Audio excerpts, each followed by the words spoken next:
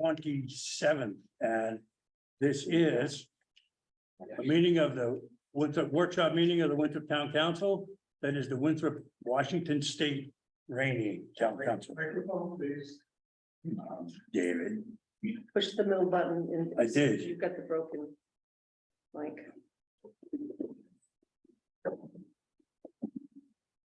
oh, I have to remember that little trick. Did everybody want to hear me? Should I do that again? Good, I won't have to do it again. All right, first item on the agenda Pledge of allegiance. is the Pledge of Allegiance.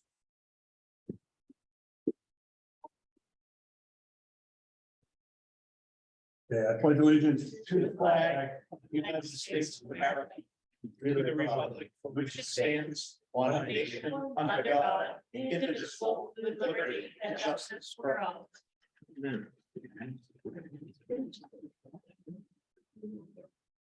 Okay, first item on the agenda is 117, demonstration by Town Hall Streaming, a company that provides live streaming and recording services. Okay, who's the, Yep, he's jumping in right now. It's Eric from Town Hall Stream. Public. I'm in.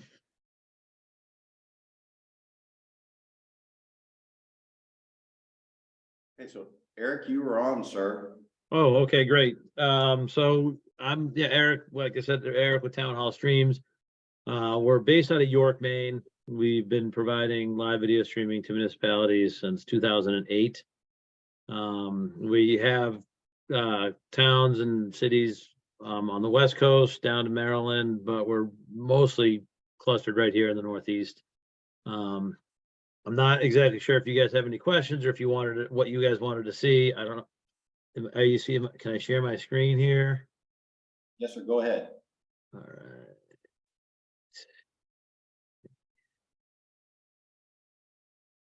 So that, are you seeing that?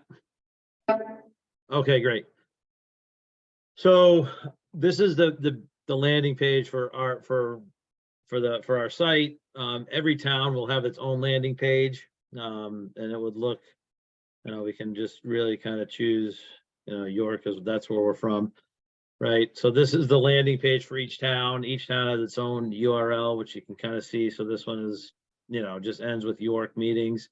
We would have one for you guys, and most towns simply take that link and they put it on their web page, and then they hyperlink over right to this page. So they would say, to view live and previous meetings, click on this link and it'll take them over to this page.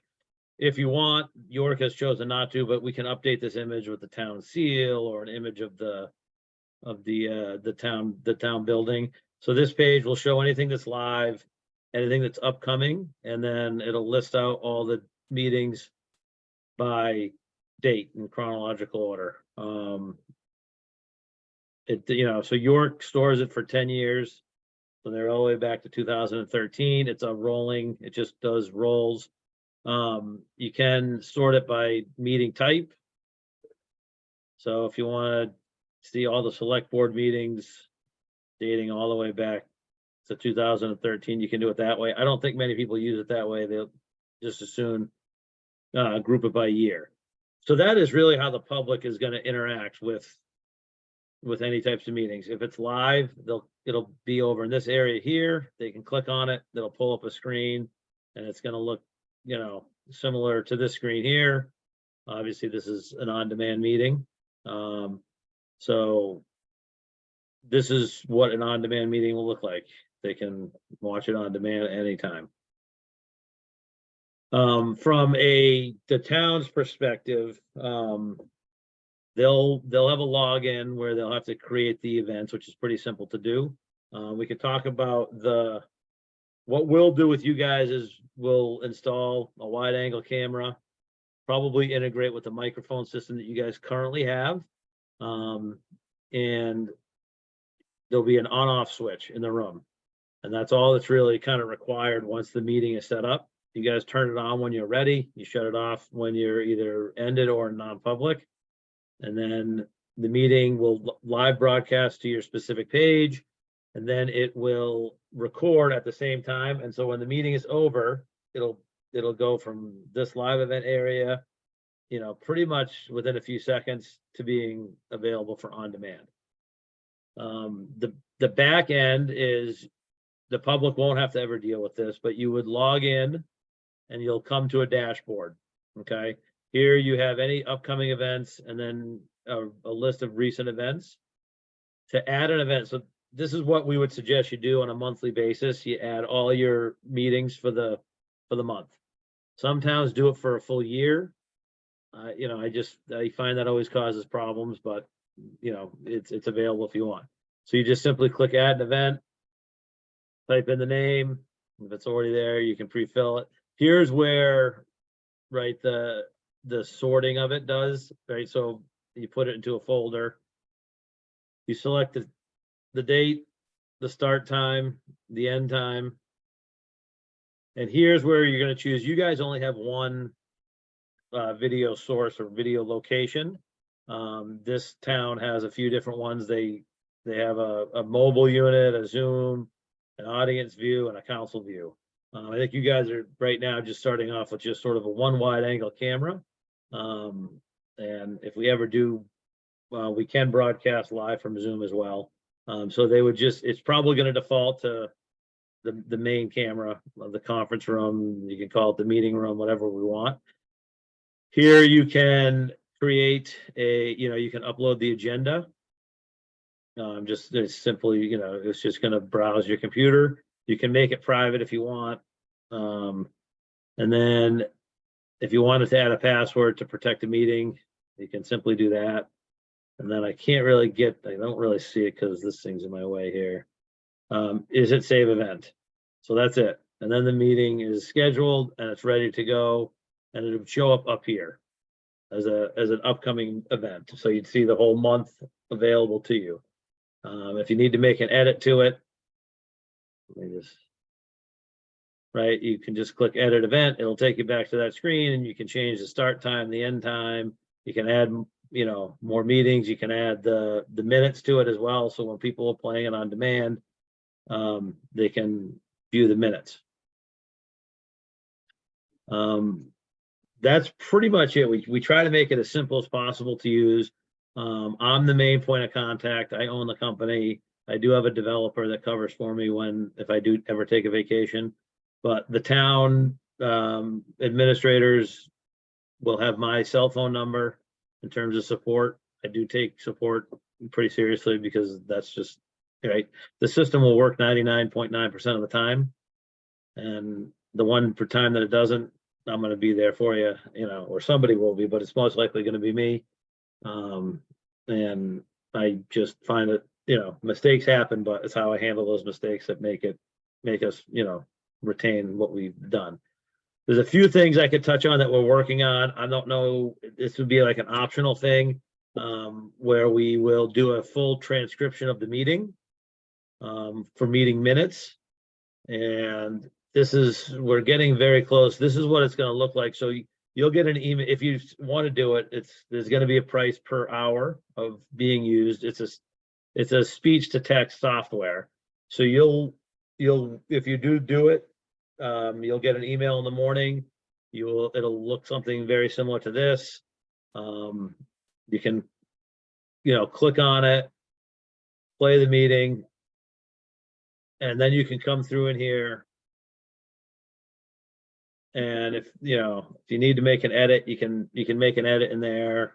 You can add a new speaker, change the speaker's name to whatever you want. And if it's right, so the software will go through and it'll do its best to figure out who's speaking, and it won't know the names, but it'll say speaker 1, 2, 3, speaker 1 again, speaker 3 again. And then when you know that speaker 5 is Joe Smith, you change that to Joe Smith, and it'll go down and it'll either apply it to all or to one speaker. And then you can export this to a Word document.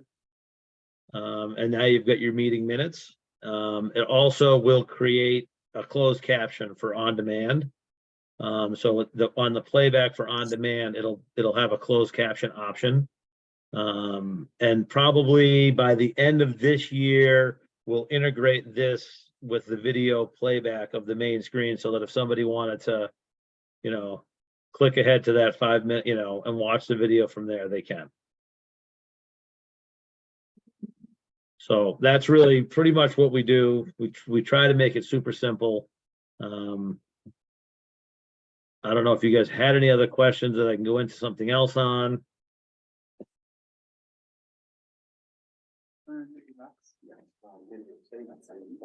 A year and a month.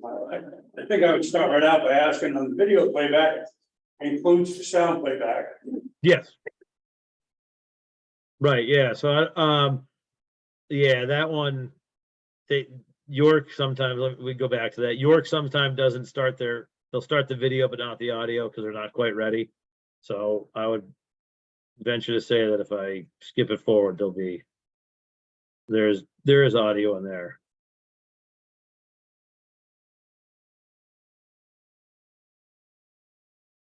This is obviously their audio volume is a little low, but because I don't think she's talking into the mic.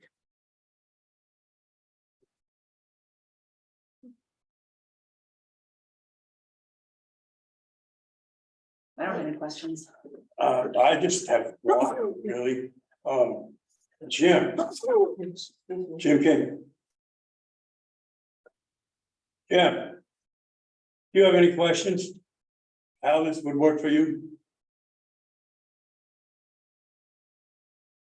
No? You probably Okay. have a text-to-speech function in your computer, What? Jim. Yeah, I just wanted to make sure Jim was all set. Okay, I guess no one else has any questions? Anthony has a question. So, Thank you. Eric, Yes.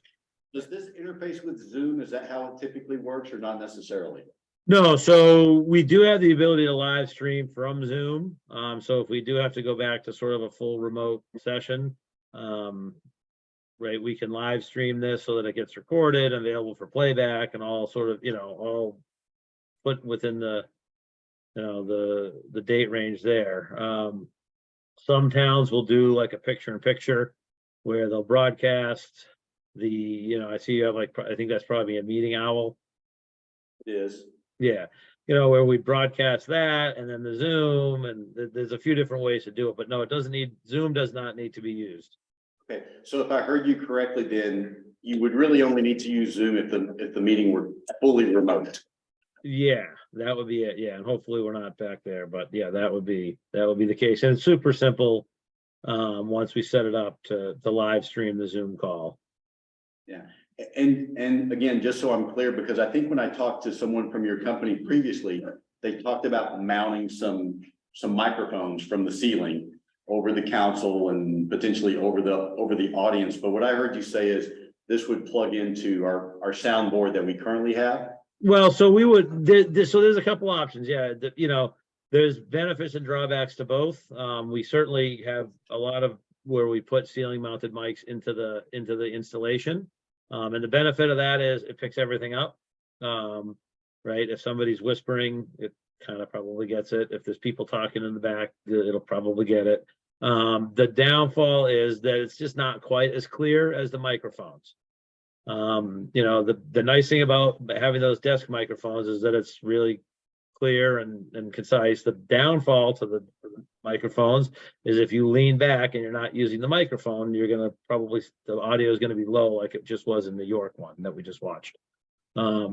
Right, so I would say 70% of our installations use the mics in the ceilings, and 30% use what, you know, if they already have an audio system. And we can go in and we can make a decision, you know, if we get there, what we think would be best, you know. We can always make that decision later, correct? Exactly. Oh, yeah, yeah. And I mean, it kind of looks, are you guys, do you have the speaker? Is it you guys broadcasting speakers in that room from the mics? Yeah, so you can tell probably right now, I'm amplified right now. Right. So it might make more sense to do the ceiling mounted mics if we can get up into the ceiling, simply because if you don't use the, you know, if you lean back in your chair and that mic doesn't quite pick up the audio, you know, that if we were just using the mic audio, then it wouldn't sound great. And with with speakers in a room, it tends to make a little bit more sense to do the ceiling mounted mics. And that way, whether you're using the mic or not, you're getting the audio. And Eric, I don't know if you can tell from the Zoom video, but we're in a fairly large room. So would you imagine just putting the camera on the back wall? And that's what you would use to capture the council? Right, yeah, it would probably be on the back wall, depending on how high the ceilings are. If we can get into the ceilings, I think that might have been a problem. I forget if I was talking to James on that. It's got a drop ceiling, so I don't know that that'd be as much of an issue. Yeah, so that might not be a problem at all.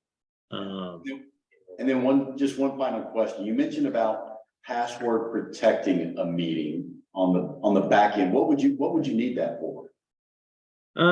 So that was something that was asked for by one of our towns. I think they wanted us to do an employee only meeting.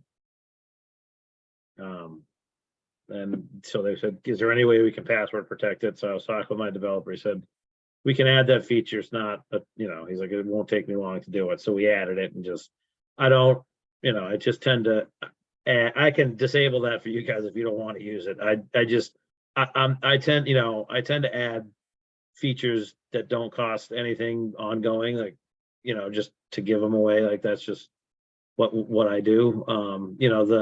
The closed captions, that's a process that we have to pay for based on how much we use it. But once we develop the ability to add a password, it doesn't cost me anything now. So, like we have the ability to simulcast to Facebook and all those other things too, if we want to go down that path. Okay, so that's the password is just akin to a passcode on a Zoom meeting. Yeah. So like if you wanted to have a meeting and that was, you just wanted only people with the password to be able to watch it, that's what that's for. One other thing that I probably talk about sort of is the backup. We do put an SD card in all the cameras. So whenever the camera's turned on, there'll be, you'll turn the switch on. There's a red light that comes on that tells you the camera's active and in theory could be streaming out to the world.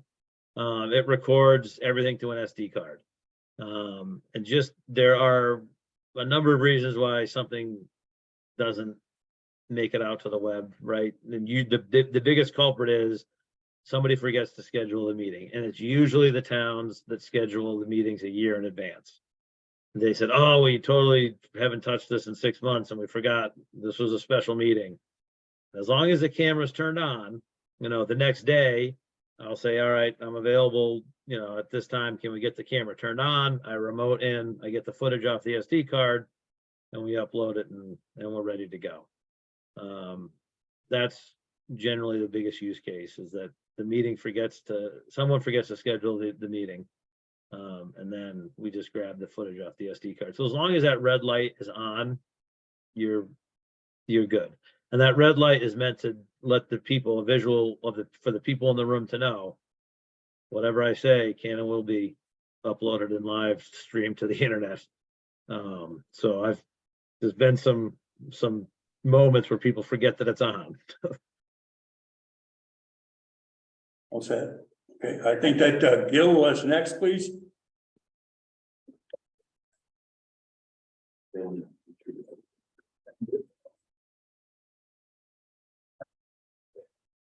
Thank you, Gil Susi. My question, I guess, is you get a great video software package, but we're in a room here with concrete, MDF particle board, sheetrock, cement, and for the folks, and I've been online a couple of times, and the echo is really nasty at times. Is there any type of audio control within the software package that can eliminate some of that, or is that more of an acoustic panel type issue? And if it is that something that you folks do any consultation on? Thank you. All right, thank you. So I would say if it's echoing now, that's going to be more of a paneling system type thing, something that can deaden the echo. That can be worked on probably a little bit with the sound of the speakers and how much those are pumping out. I don't get involved in that too much. What we would do is optimize whatever we have. And if we come in there and we put those ceiling mounted mics and it's not as good as the, tying into the microphone system, then we would just switch it out. And, so that's, Okay, Jim was next, please. Jim was next, please. Yes, sir. I would just like to know, if this system will overcome some of the shortfalls of the current OWL system that we're using.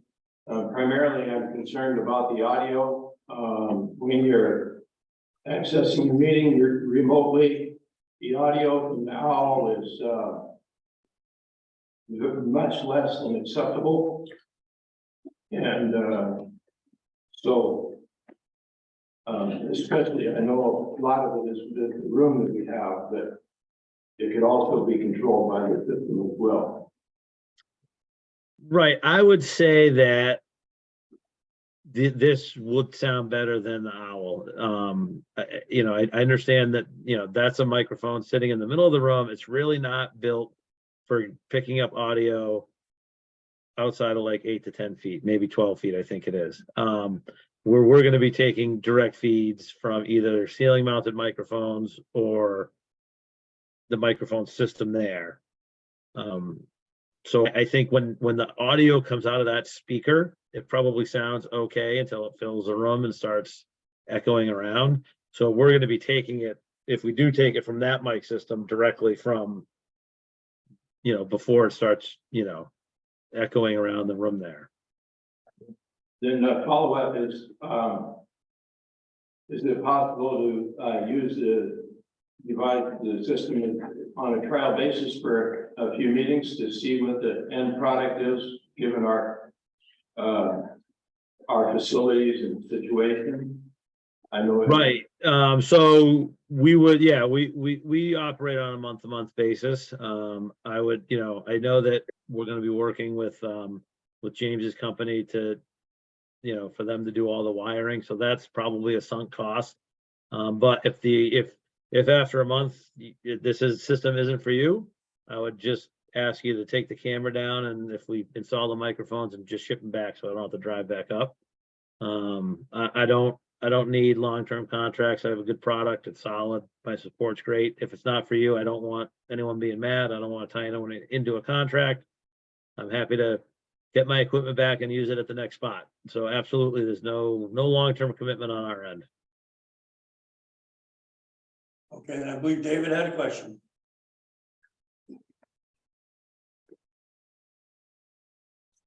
Good evening. Just wondering about the average monthly cost.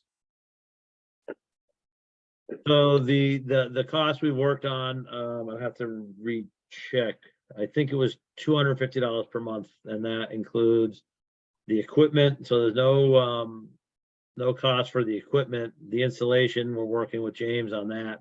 And the support will be ongoing, and that also warranties the equipment. So like for instance, in York, I've replaced the camera twice over the last 12 years. More so just upgrading it to newer technology.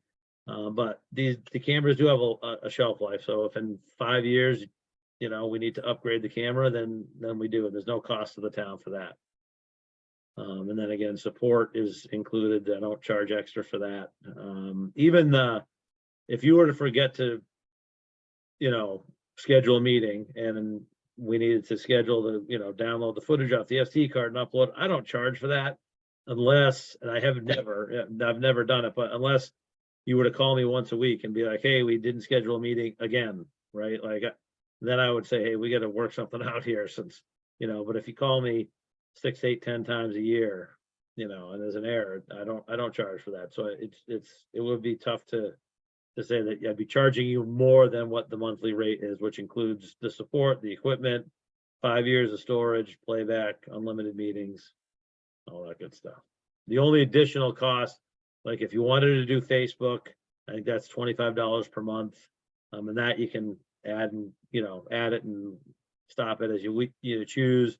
The meeting minutes, if you wanted to go that route, is I think $15 per hour of transcribing, stuff like that. And that's all a la carte kind of, so you're never tied into anything long-term.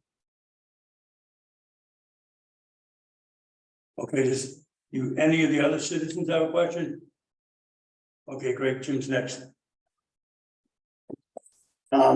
Jim Steele here, just talking about or thinking about the audio situation, knowing the room and knowing a little bit of audio. Is there a way to install the ceiling mics and have a panel to shut the ceiling mics off? When we're in public, when they're talking, if somebody's out there talking, then we can flip it when we're back to the panel. And come back to the mics on the desk. That's how we have some of the conference room set up where we're now, is we shut off the ceiling mics. I guess I'd have to, I'm sure, yes, there is a way. I've never done it, but I do know there's a way where we can, you know, put a switch in that allows you to turn the mics on and off.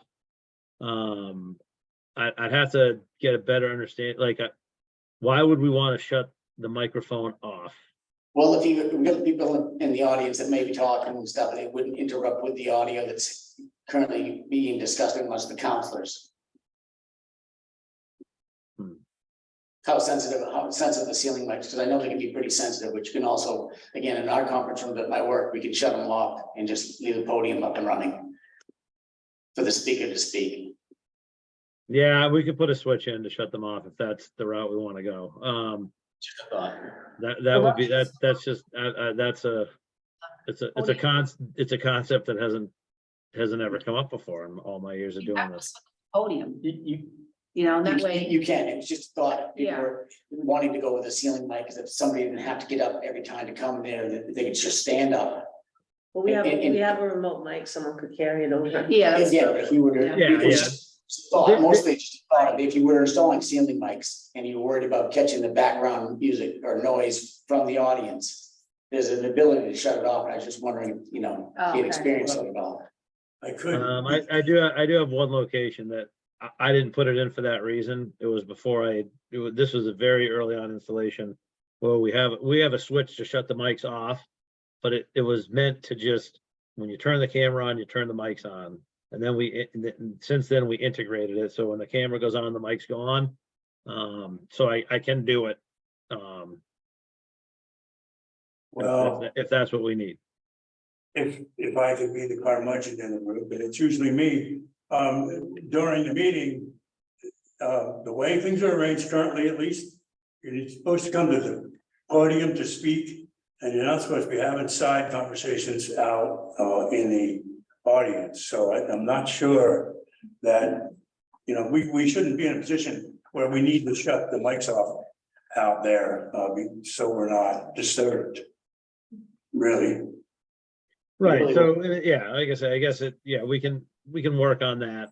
I don't think he meant it that way. I think what he meant was if we're going to update the system here and have better communication, it might be to our benefit to spend a few extra dollars and put in the cardioid mics that hang down from the ceiling so everybody can be heard and seen. Yeah. It's very difficult to manage a meeting via Zoom here, which I've done personally, and it's terrible. Yeah, so, okay. Wouldn't be wrong. Well, the nice thing too, I mean, the way we would design it is that if we run a month and you're like, hey, we really want to be able to shut the mics off, it's probably something we can just, add in, after the fact too. Okay, all right. If no questions from anyone else? No. Okay. I really Yeah. appreciate the time. I hope we can, Maine business is doing Sorry, work Joe, with I have Maine. one additional question. Sorry about that. No issues.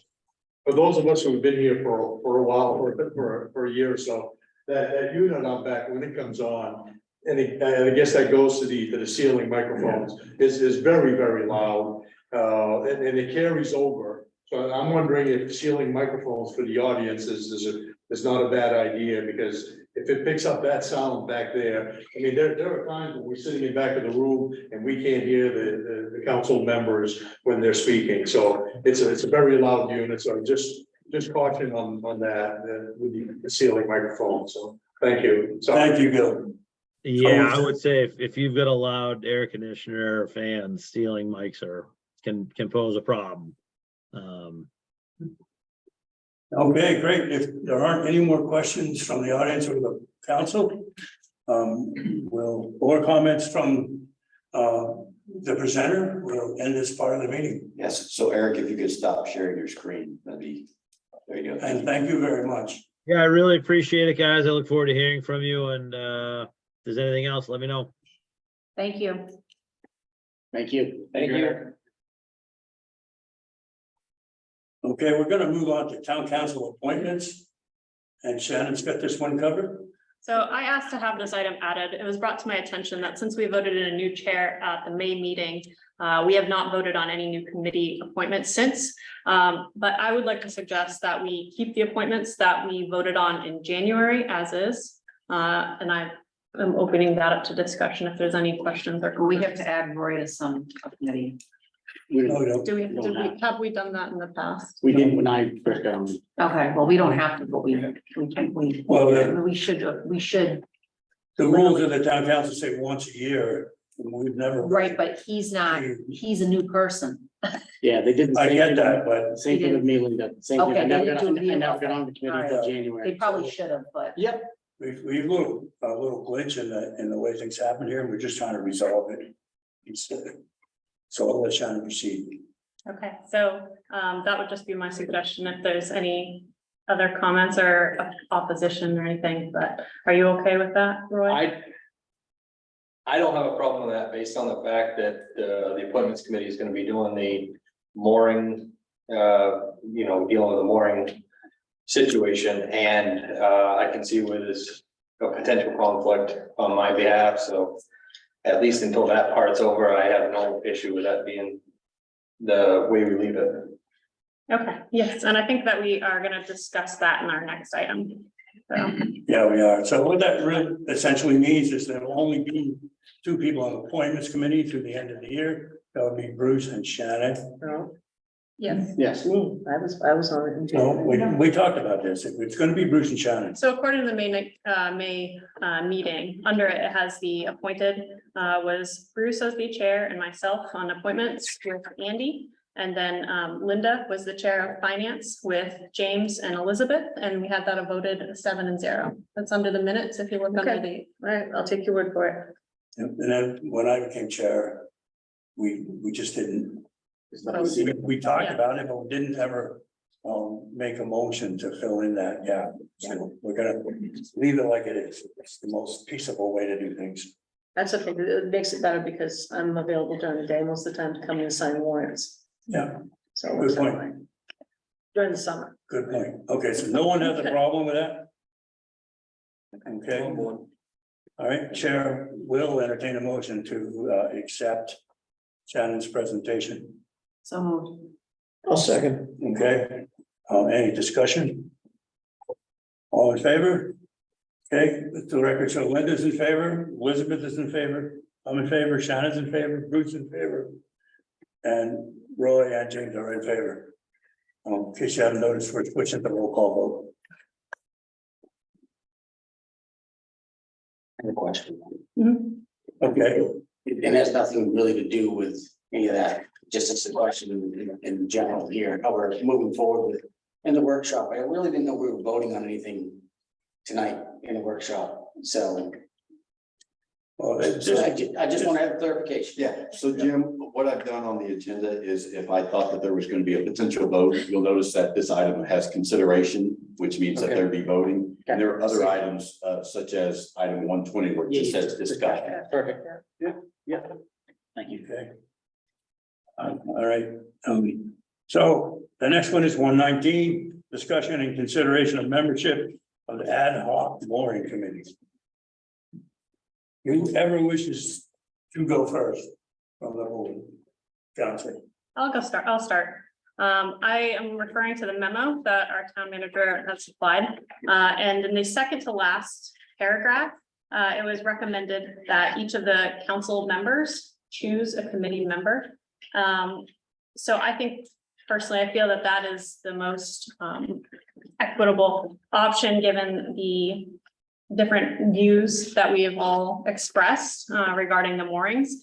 And I feel that everyone can do their due diligence to reach out and find a good representative for moorings, for right-of-way owners, for property owners, for lakes associations, for those that might not be heard of as much and those that have taken part in the ordinance already.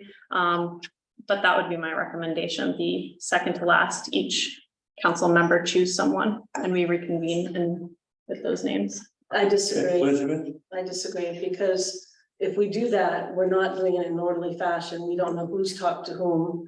And we could have a mooring advisory committee that has more than one or two representatives from the same local lake association. And not get enough representation from, for example, a Narrows Pond Improvement Association.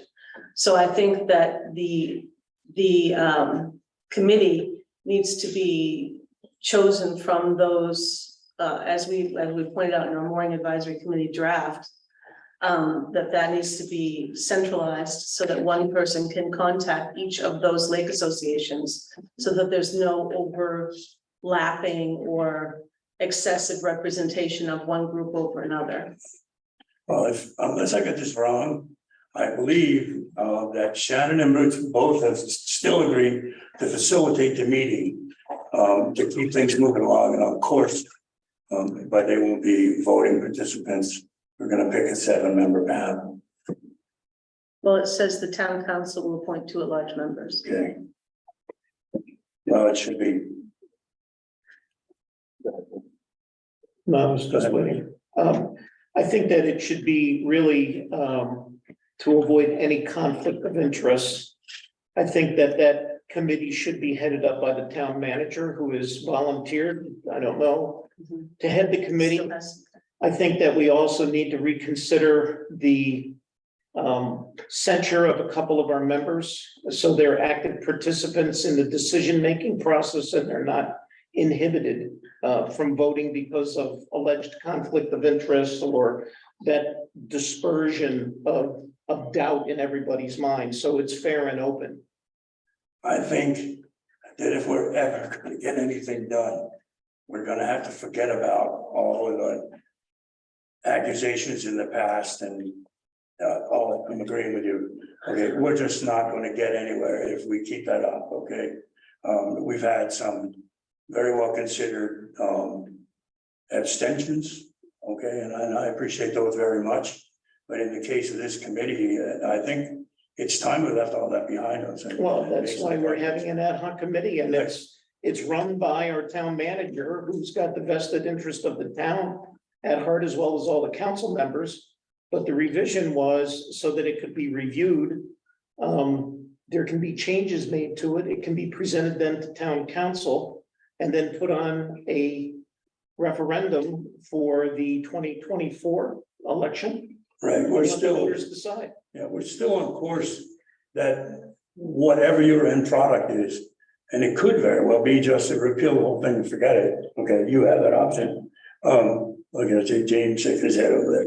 No, it's already been repealed, so. So It's yeah, already in repeal. That's why I'm Right, saying but to exclude 2 council members because of conflict of interest I'm and not, I'm saying inhibit that them from voting or having a say in how it's crafted. I'm not saying that we should do that. I'm saying we should put all that behind us. You're right, absolutely. Okay. And I would ask for an occasional, as the facilitators see fit, report to the council about how things are going. No conversation, just you report to us. and- That can be done in the manager's report at monthly meetings if we ask for it. You know, That's fine. If there's an update, right? if there's any update, you can bring it up in the general business in the manager's report and Right. say, hey, the committee has been formed, we got this, blah, blah, blah. So then now it still goes back to, have we resolved who's gonna serve on the council? Now, we're at a point where we don't want council members, Yes, I think that's the fair way to do it. okay? Microphone. Yeah, Okay. I think that's a fair way to do it is, the council members have a couple council members maybe be a part in selecting it, potentially. But the actual creation of this whole ordinance and the actual work that needs to be done, I don't think the council members should be a part of it. We've already been down this road with the council members. Let's forget it. They're not gonna be a part of the. I'll do that. Okay. No, my mic. Just feedback. They're not gonna be part of the membership. Let's move on. We're. We are, So we're already, Linda, you're arguing about something we're already in agreement. No, but you're talking about, you were just mentioning about, you don't think committee members, we've already discussed that, so let's move on. Where the council members aren't gonna be part of this with the exception I of know, but you just. these students. Well, So, again, I'd like to bring up the divisionary differences on the mooring ordinance. And if you have somebody like our town manager that wants to administer that and appoint people to it as he sees fit, then it's up to the council to vote on the resolutions to a mooring ordinance that's now currently non-existent. Right. But let these guys in on it too. So we're not voting.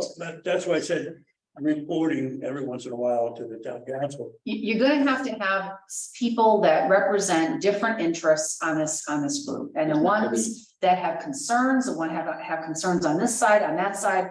You're gonna have to have representation. If you don't, you're never gonna get anywhere. I totally agree. There are people out there who are on a different side that aren't on the council, so,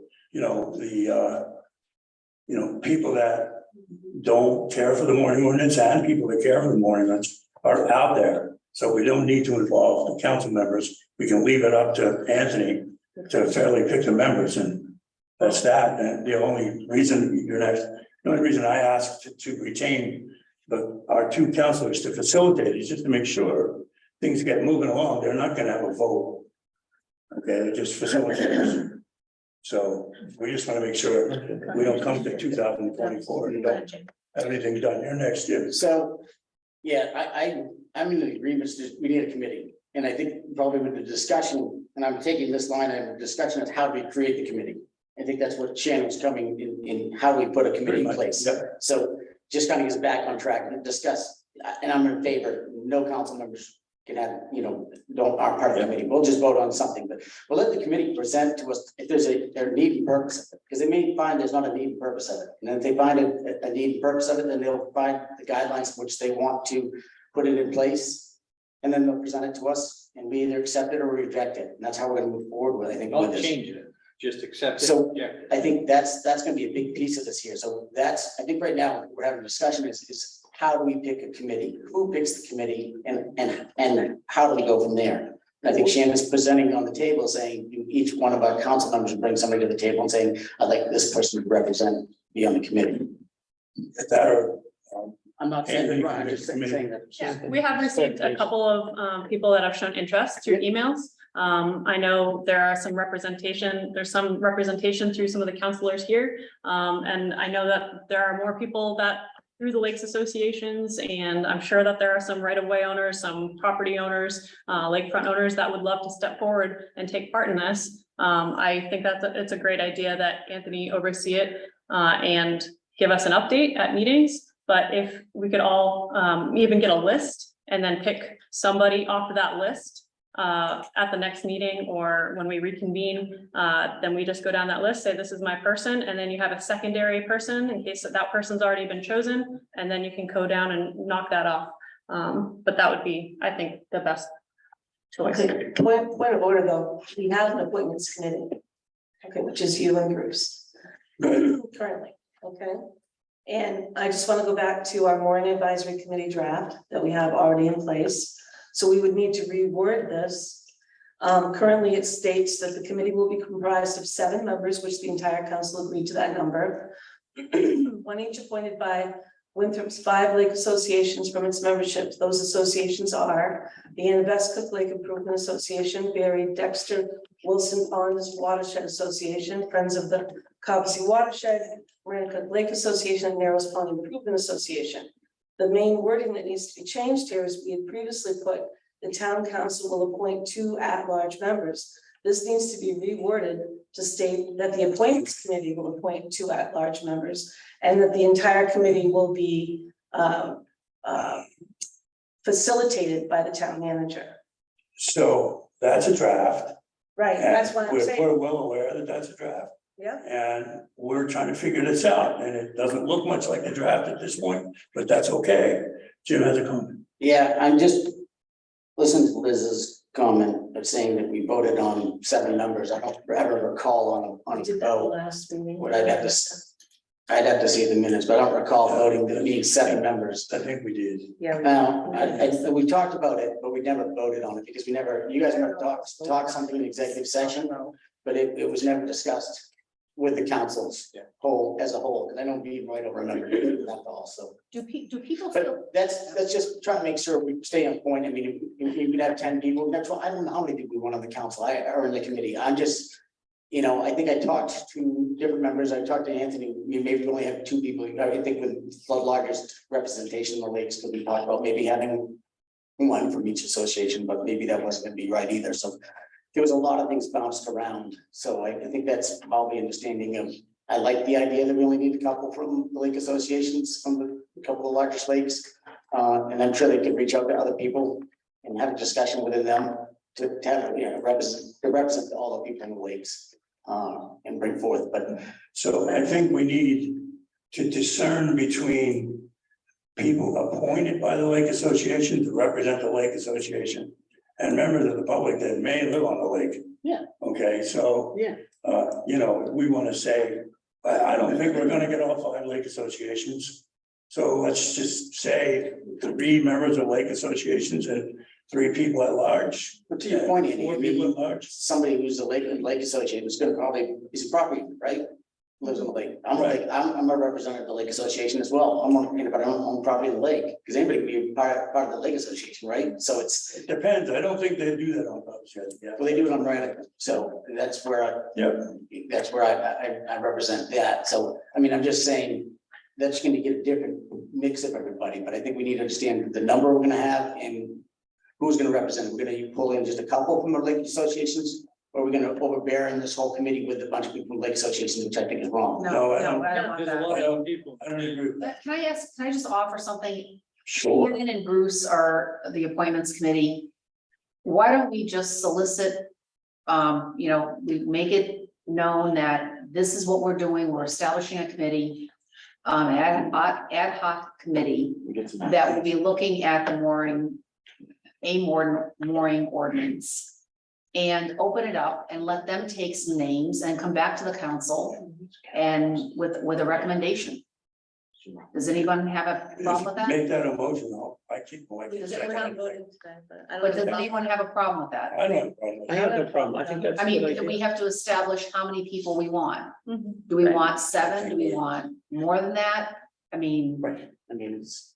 so I guess that's what I would, you know, In my experience, when you start getting over 7, it becomes harder. to get and I know, things done. the more you get, the more it just doesn't, you don't accomplish anything, so. Right. So why don't we, I'll make a motion to that effect, that Shannon and Bruce will be responsible for gathering some names of those folks that would like to serve on this committee.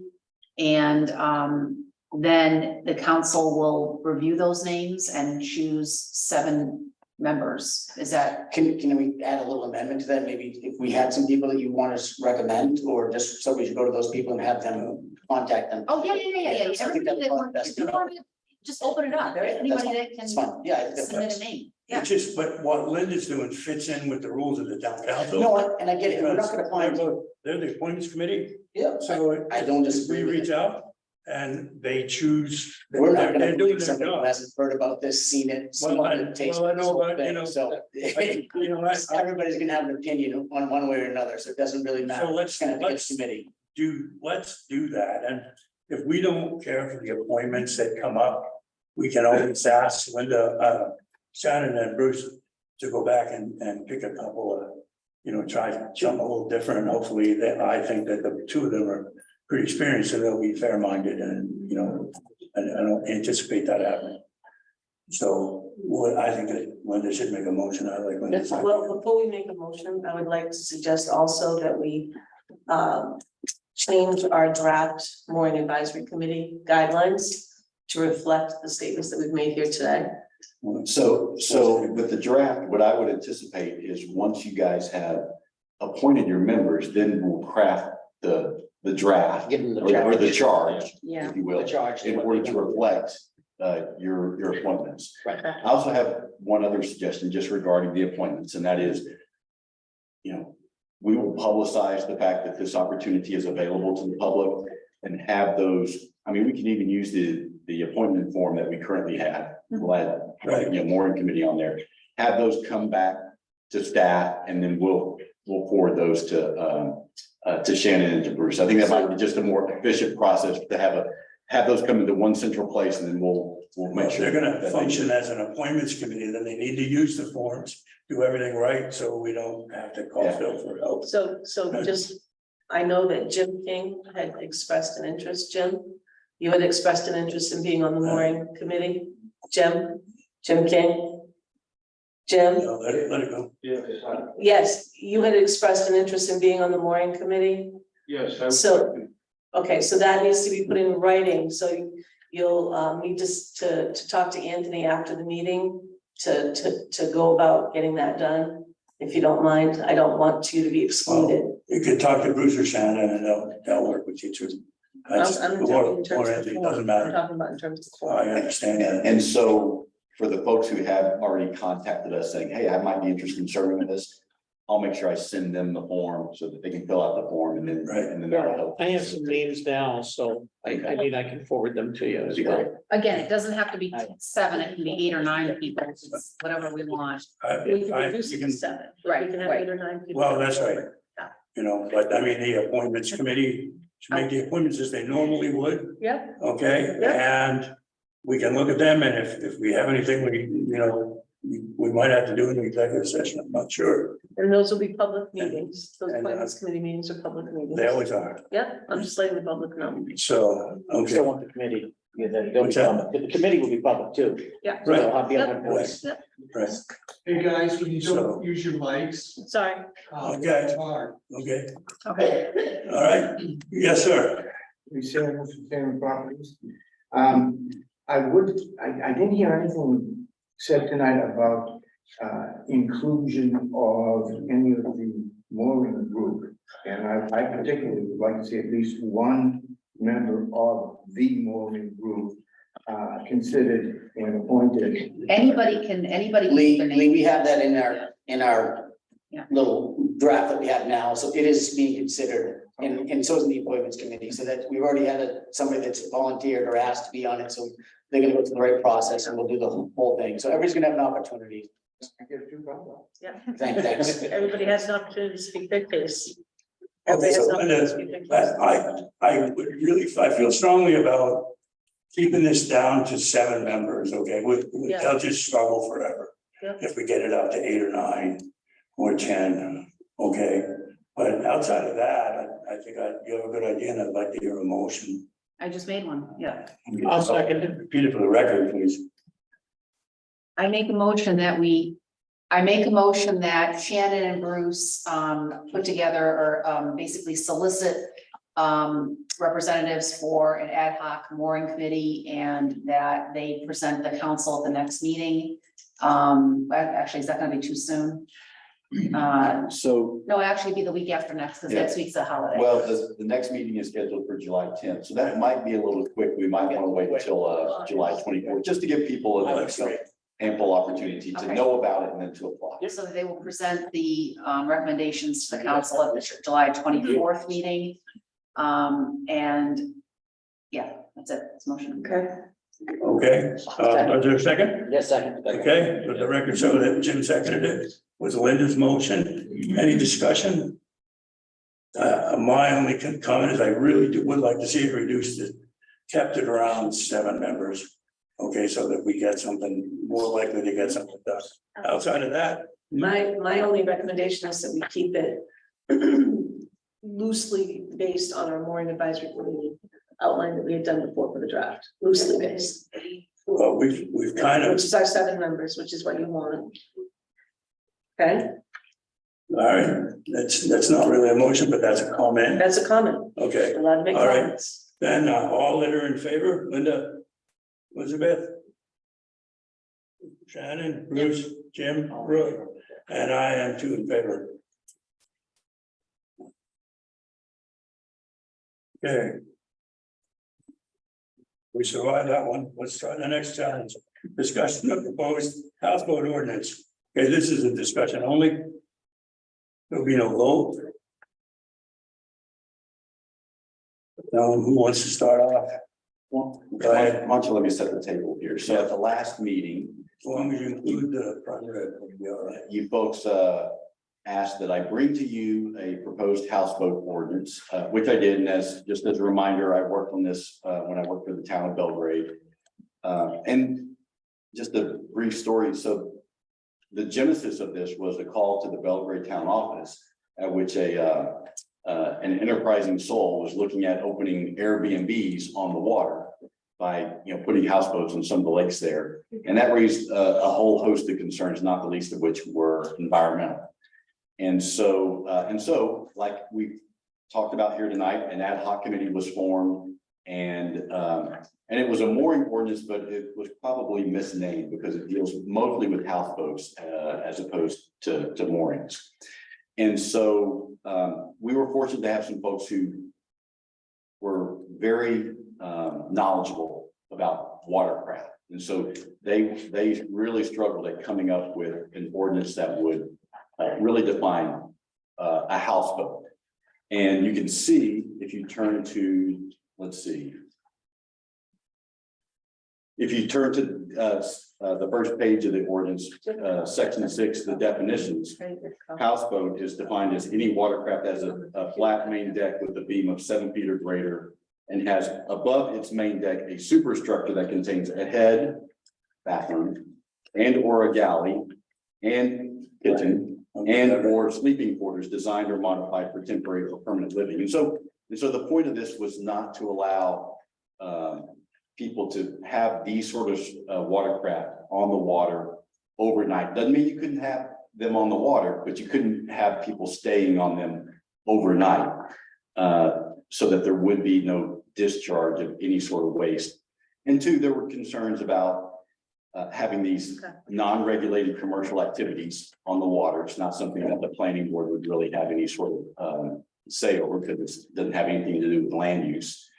And then there was the concern about someone mooring a houseboat, let's say 10 feet off of someone's dock. That person's made a significant financial investment in their lakefront property, pay a premium on their taxes, and here they have someone sort of spoiling their lake experience by just deciding to moor right there at the edge of their dock. And so this is something that Phil Socher, the town attorney, and I worked on. Phil blessed us, and it's been in effect for the last nearly 3 years in Belgrade, and Belgrade paid for that one. and I think that it has served its purpose in that regard. So if there are questions about this, I'm happy to try to answer any of those. I have a couple of comments.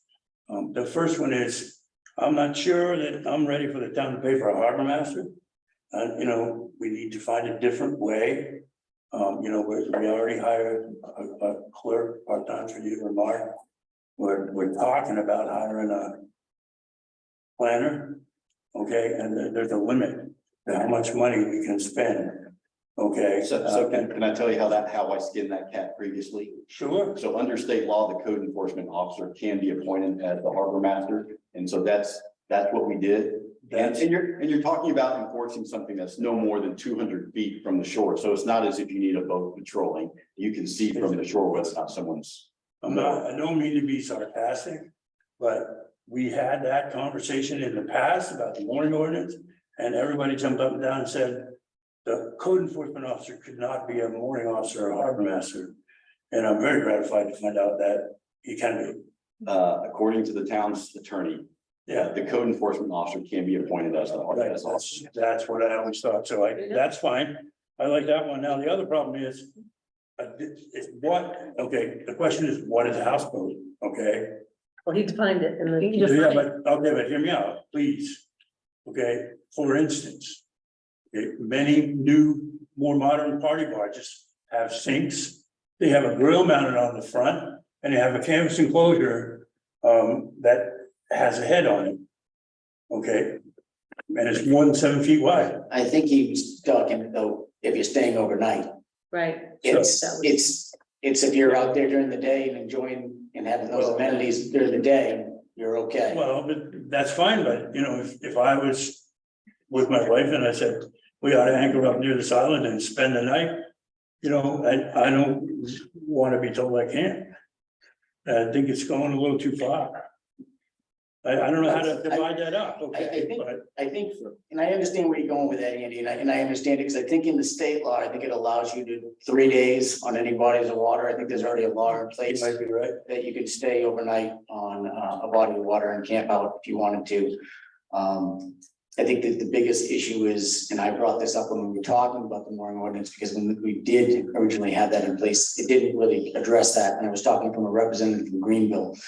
And I think they're really, they put in the LDL 626 to make sure that they could appoint somebody to act as a harbor master to enforce it, because they didn't want people renting these things out Airbnb. And it's like everybody wants to have some fun on the lake, right? Because it sounds like a good time. I mean, I'd want to do it, but the problem is, what are people responsibly doing with their waste?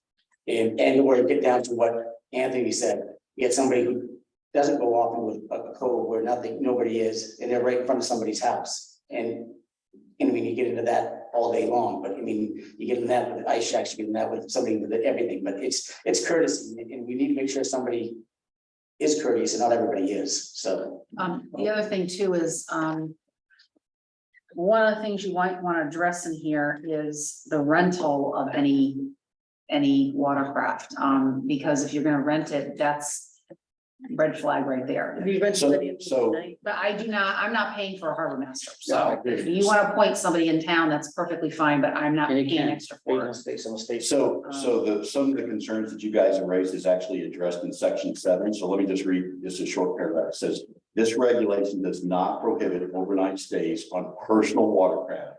So that addresses your point, Melinda. We're talking about if you're on your own boat and you want to go and nest on an island overnight, Crash. yeah, you can do that.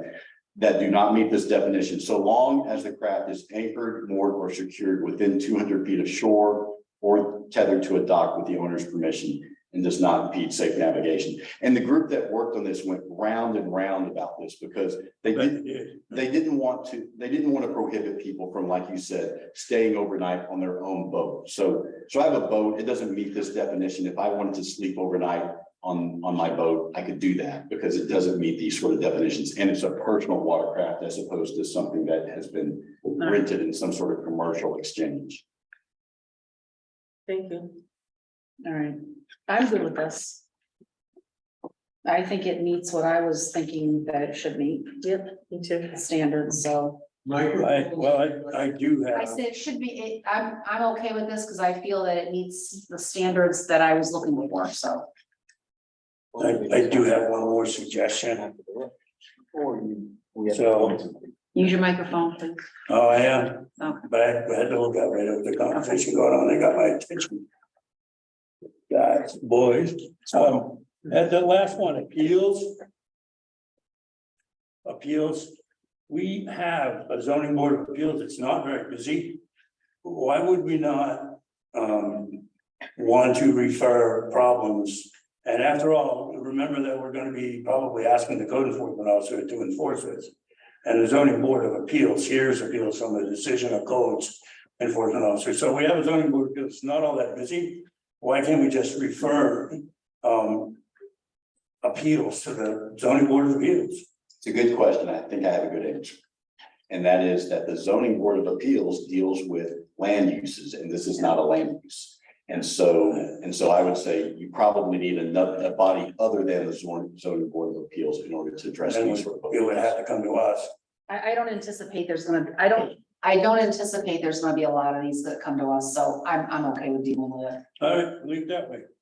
Let's give ourselves till the next regular meeting to mull this over, but it looks good. I have one. Yes, sir.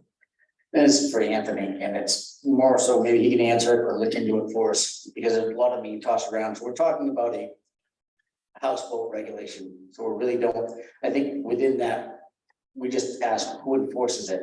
So giving it a label of a harbor master or whatever, do we have to have it labeled as a harbor master? Because I think if you label them as harbor master, my research and other people's Right. research, they may have to have the training Right, within that year. So, but I think if we just have it, because it's not saying anything with mooring to deal with it, we're talking about houseboat regulation ordinance.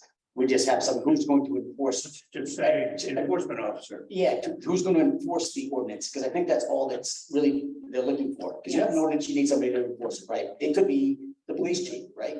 You can send him down and say, you're in violation. Should Right? say the officer charged with the enforcement of the ordinance. So how would they do it in Belgrade? So the code enforcement officer is responsible in Belgrade, and whether or not that person has to be trained as a harbor master, that's really a Phil Saucier question. I'm happy to pose that to Or him. you could add, you could call Belgrade and ask him if he did take the training and save us a little bit. of it. So I am aware that they have a different code officer now than when this ordinance was enacted, and Sure. that person did go through the training. Okay. But whether or not he was required Required to, to, yeah. I don't know. I don't think.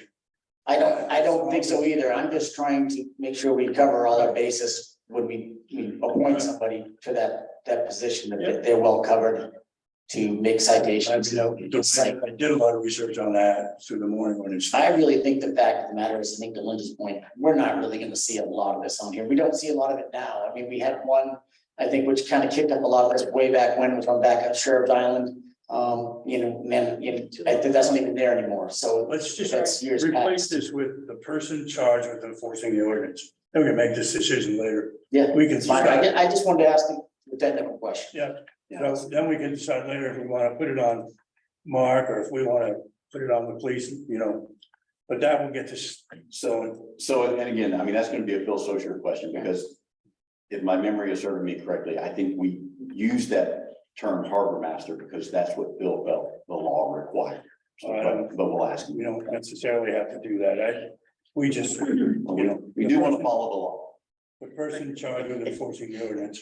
I'd like to make a motion, that we accept.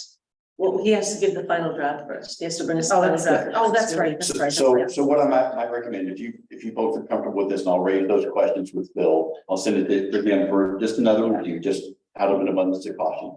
And if he makes any changes, I'll bring that document back to you. I can probably have that to you on July 10th. For the next one, yeah, okay.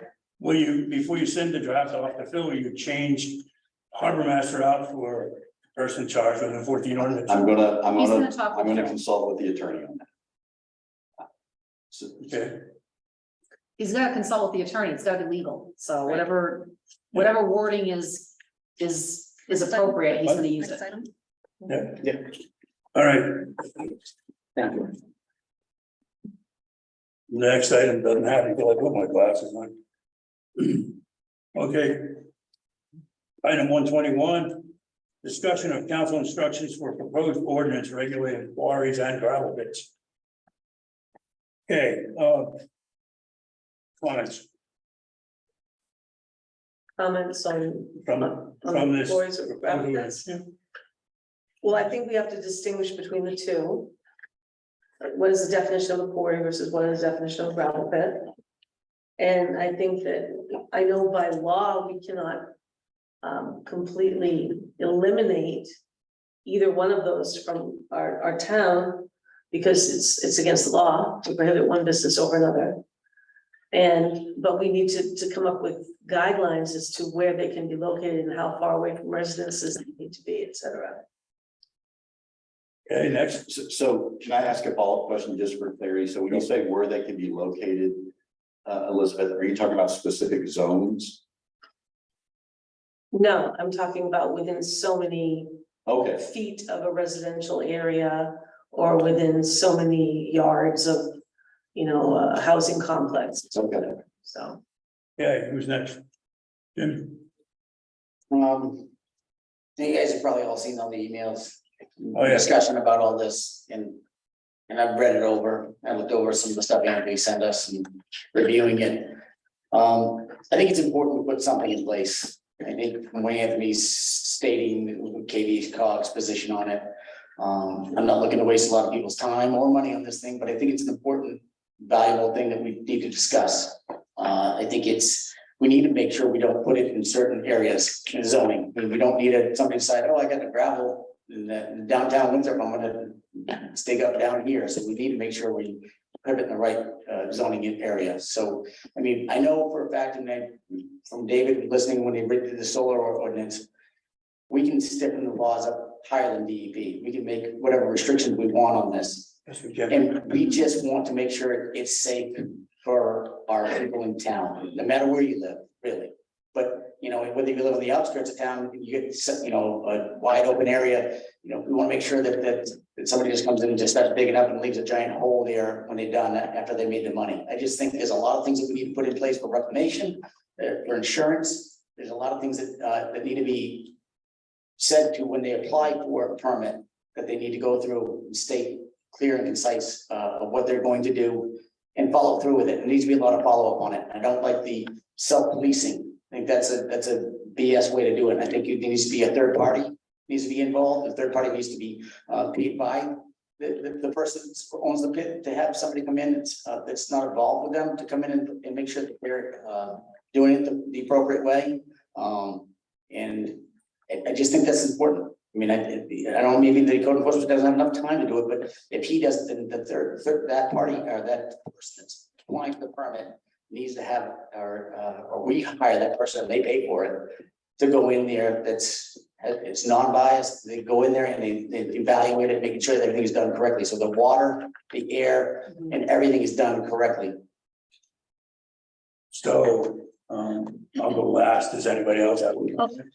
So can I just ask just a clarification question to Jim? So what I heard you say is potentially the town picks the environmental consultant who would ensure that they're meeting whatever regulations end up being in place, and that the developer, the mining operator would be the ones who would pay that person's Correct. fee. Yes, I think that's only fair. I mean, they're gonna make.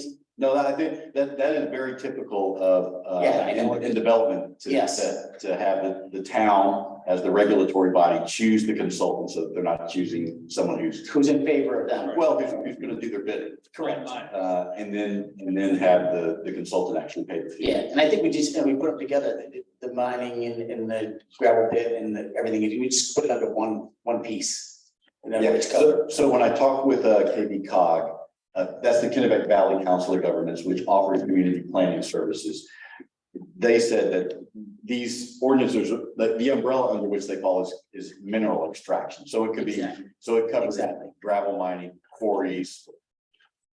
If there were an oil well. Yeah, exactly. Lithium mining. No matter what they're Lithium doing, mining. this encapsulates all of that. Yeah. In earth, like you said, mining is earth moving and so to speak, so we just want to make sure it's covered and we don't damage our resources that we have here, we don't decrease the property values and the people that have their homes and made their investments.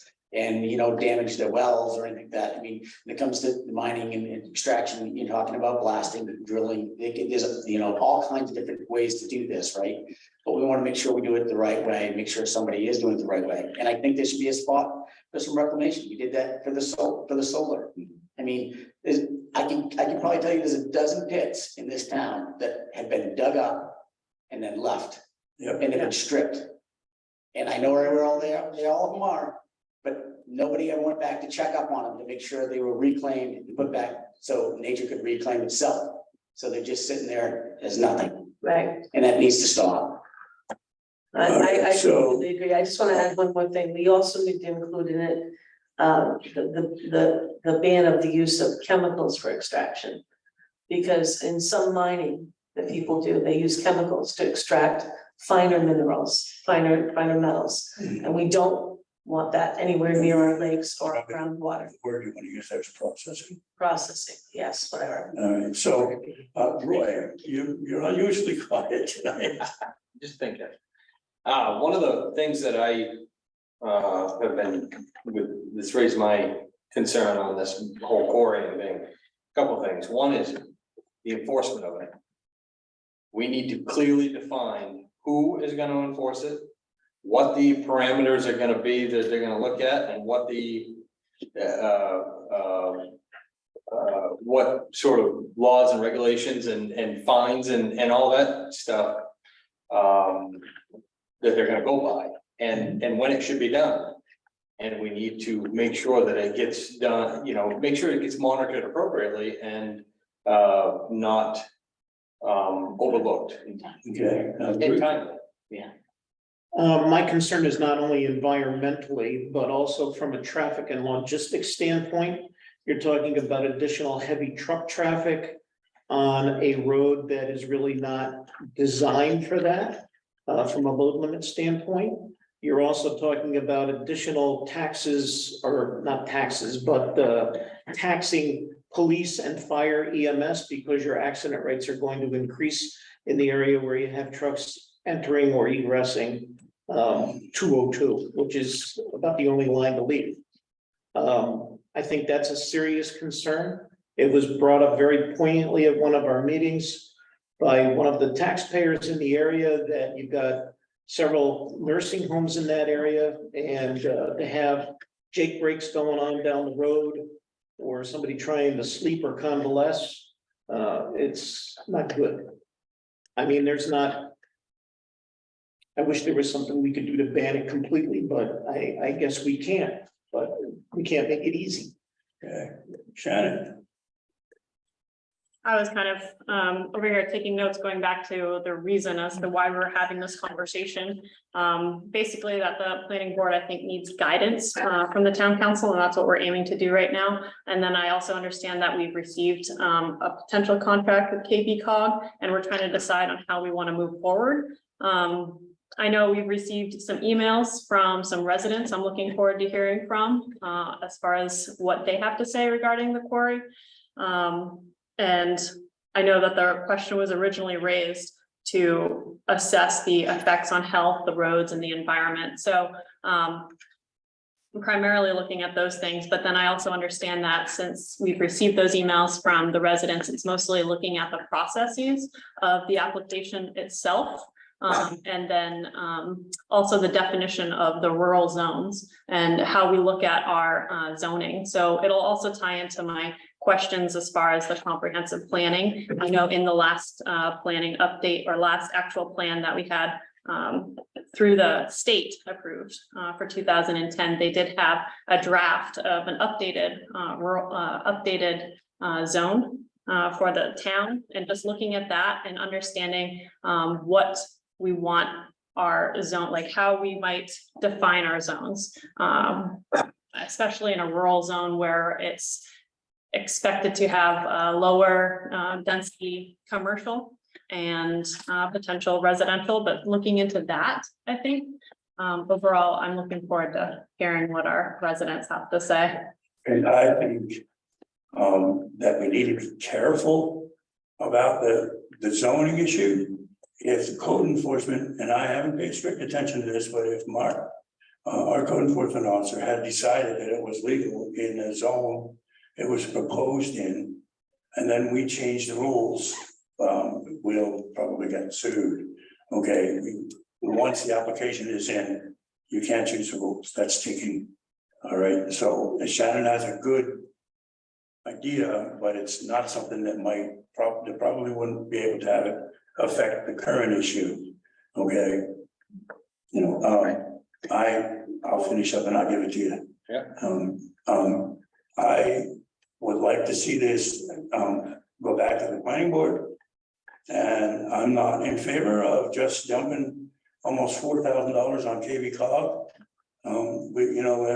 We just did a real good job of trimming up the budget, and we seem to have made most of our taxpayers happy doing that. And we didn't get scolded too much, except for the library. I'm not happy about spending $4,000 on KB Cog. I'd like to see it go back to the planning board, and I'd like to just let the planning board know that they're welcome to come back and talk to us if they think they need to hire extra expertise. Okay, I don't believe after all my years participating in zoning that we should allow ourselves to accidentally or otherwise get in a position of telling the planning board what to do. This is a planning board decision. And I'd like to see it just go right back there, And if they need help, if they need expertise, okay, that's what we can do. As far as hiring someone to oversee this thing on an ongoing basis, because it might be above the expertise of code, say, okay? I probably agree with that, asking the developer to pay for that. I would like to consider the developer's current engineer though, because just for no other reason than it won't create an added expense of having a person get familiarized with the product. And it's really difficult to believe that a professional engineer would sway their thoughts.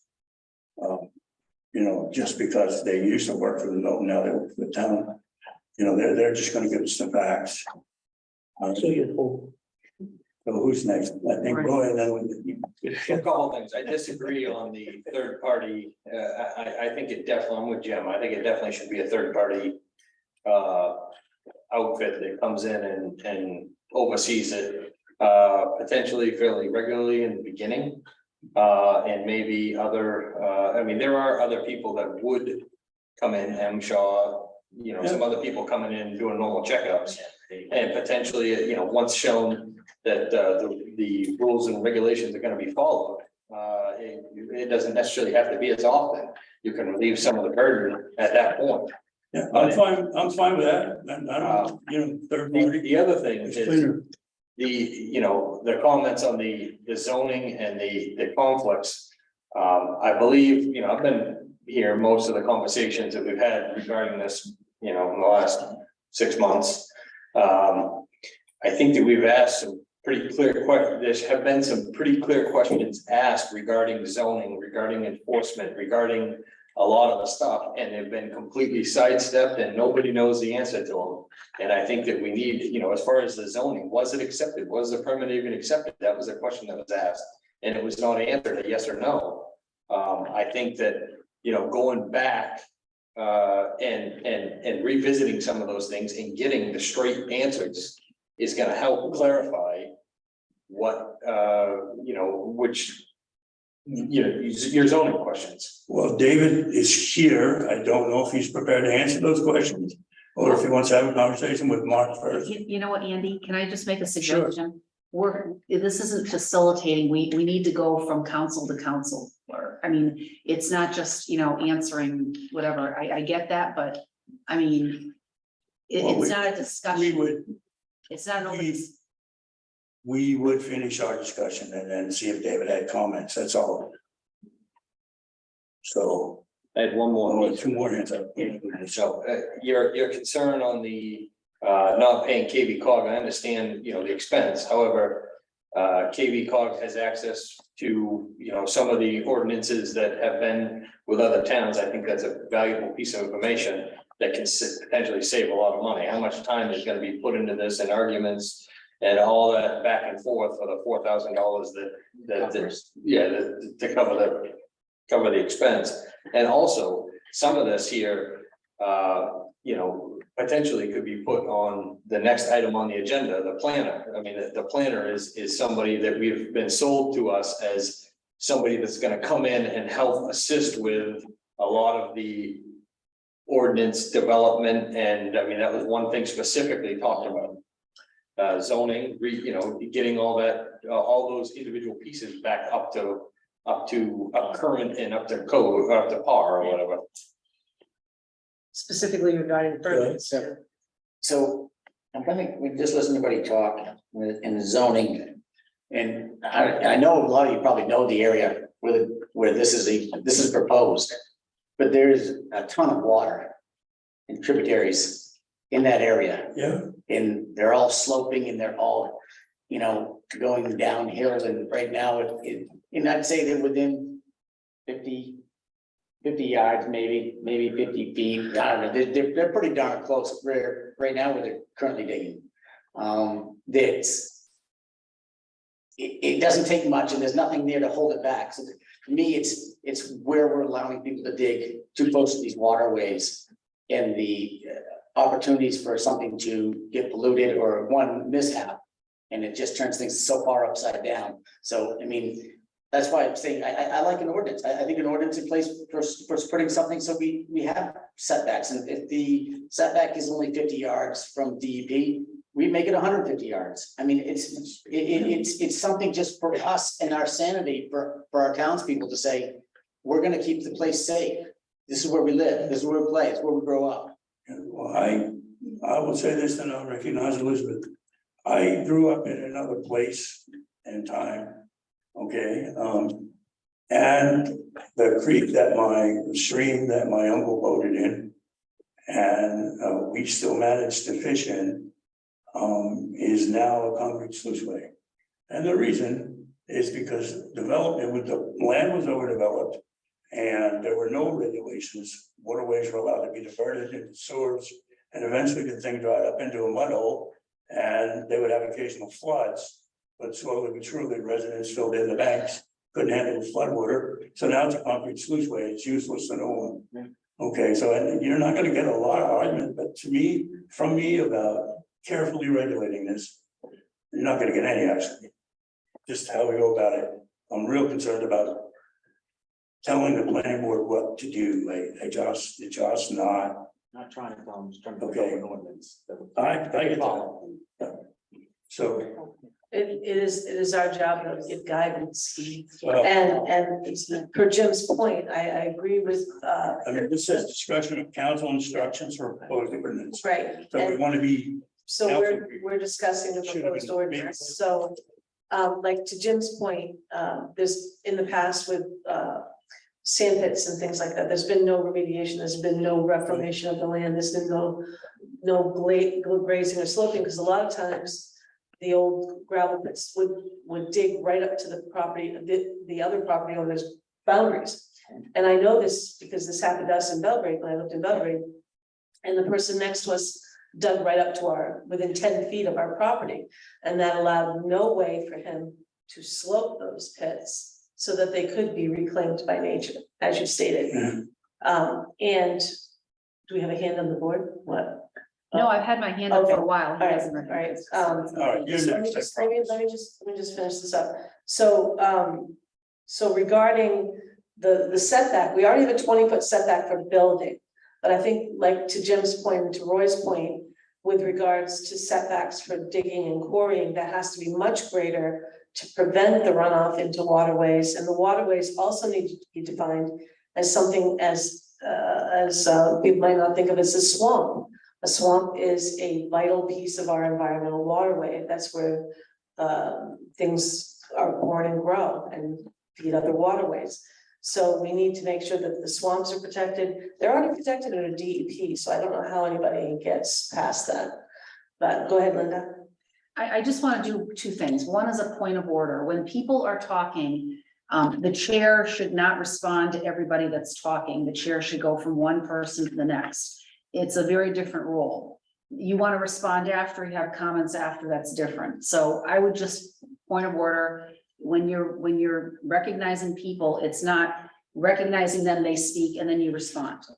It's not, that's not appropriate, okay? So as a chair, you really need to just go back and forth to people. If you want to respond or you want to make a comment after, that's different. Second, my comments are centered around, I think KV-COG is the appropriate person, body to examine the ordinance and draft the ordinance. We don't have the expertise necessarily to do that. They have done this before. And with what this council spent this budget, $4,000 is not one hell of a lot of money. So I'm gonna say, yes, we can take it out of surplus or where are we gonna take it? So as far as I'm concerned, to pay for it. But I think that KV-COG is the way to go for this ordinance. And I am totally in favor of having them take this on. They have the expertise, they're gonna draft it and bring it back to the council. And I will make a motion. We're in discussion. This one's gonna be no most of them, that's For the why. next meeting, yeah. Okay, Bruce. I presented a question to all of you via email and Anthony responded. He got back to me after consultation with Phil, but in paragraph 3 of Anthony's memo to town council, the question was raised whether the town could ban quarry activities such as blasting and crushing stone within its limits. When asked, KV Cog Planning Director Joel Greenwood noted the legality of banning a commercial activity, explaining the town can regulate it both in location and standards, sometimes very strictly, that is almost becomes prohibited, but cannot outright ban it. So, listen, my charge to the planning board is to develop an ordinance for this and make it very, very difficult in order to carry on a commercial quarry pit. That's my thoughts. I yield. Okay. All right, two things. But- One is, this is a discussion, There's another question. and yeah, this is a discussion, and if the chair wishes to respond to a comment, the chair will do so. Okay, I do my best to keep everybody organized. All right, and it's not, I'm not even gonna hear an argument about that. We had somebody in the audience, and perhaps they haven't quite caught the rules about that. If you wish to speak, come up to the podium and you'll be recognized. Okay, there was a gentleman next to you too, Bill. I was just standing up. But you can go, it's fine. You're just stretching his back. The chair's getting a little bit comfortable with times. Thank you, Chairman West, and thank you, councilors, for taking up the issue of sand and gravel extraction and other mining activities, such as rock crushing and open pit mining. There are two basic approaches to the sand and gravel issue resolution from the way I see it. The first is to develop an ordinance addressing extraction activities and open pit mines within the town. KV Cog has apparently been performing this service for quite a few towns lately and have some templates ready for review. The second approach is to clarify the existing process and procedures as currently described in Article 5 of the zoning ordinance, including the 14 factors applicable to conditional uses, and then to ensure that they are applied consistently. On the matter of developing an ordinance, a few weeks ago, I was again spending money on yet another document. However, in speaking with many impacted neighbors and residents, I now agree that this is a needed document. The main issue against an ordinance of this type is that the danger always exists that this will be a soft ordinance, where impacts to neighbors, the community, the environment, and the municipal budget are not sufficiently addressed, and projects are approved and cited without the appropriate protections. In order to overcome this, getting the stakeholders of the community involved on an ad hoc ordinance approval committee is a good way to ensure procedural equity, increase transparency, and utilize the expertise of the many community members who live in town and who have demonstrated a willingness to be involved. As much as we want to attract business to Winthrop, let's not compromise our most valuable asset, our environment. On the matter of clarifying the current process for administering permit applications, such as described in Section 5 of the zoning ordinance, there already exists a process for these complicated land use applications. The process and the criteria used for determining if an application is eligible for approval is not confusing if the process is followed. If the application does not meet the required 14 factors, then the application must be denied. Maybe a review of this process with municipal officials is all that's needed to bring everyone on the same page. These two approaches can coexist and become a valuable guidance tool for the town of Winthrop. The moratorium also alludes to other reviews, such as land use implications of such activities and the development of regulations governing their locations and operations in order to minimize health and environmental impacts. Let's get this one right, even if the town needs a little bit more time than anticipated. Thank you. Thank you. Here, here. Thank you, Bill.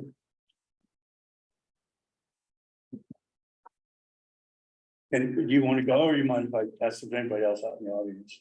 Go ahead, Dennis. Okay, is there anybody else out there that wishes to speak?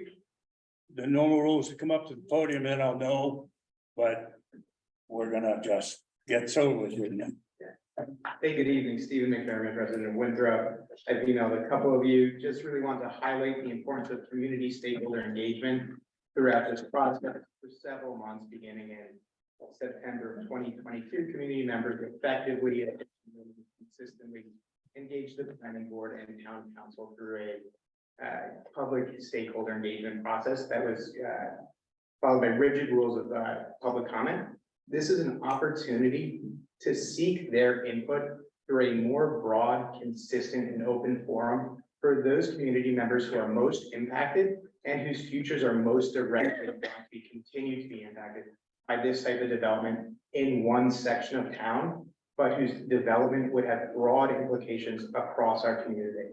So whichever pathway you determine to go, I encourage you and implore you to remember that community members were efficient, effective, and demonstrated capability and competence to be engaged throughout what is now almost 9 months of community engagement, and would like to have their voices heard throughout this process and throughout the ordinance development.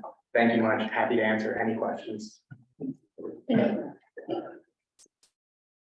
I'm good. Thank you. Thank you. Everybody else is, thank you very much.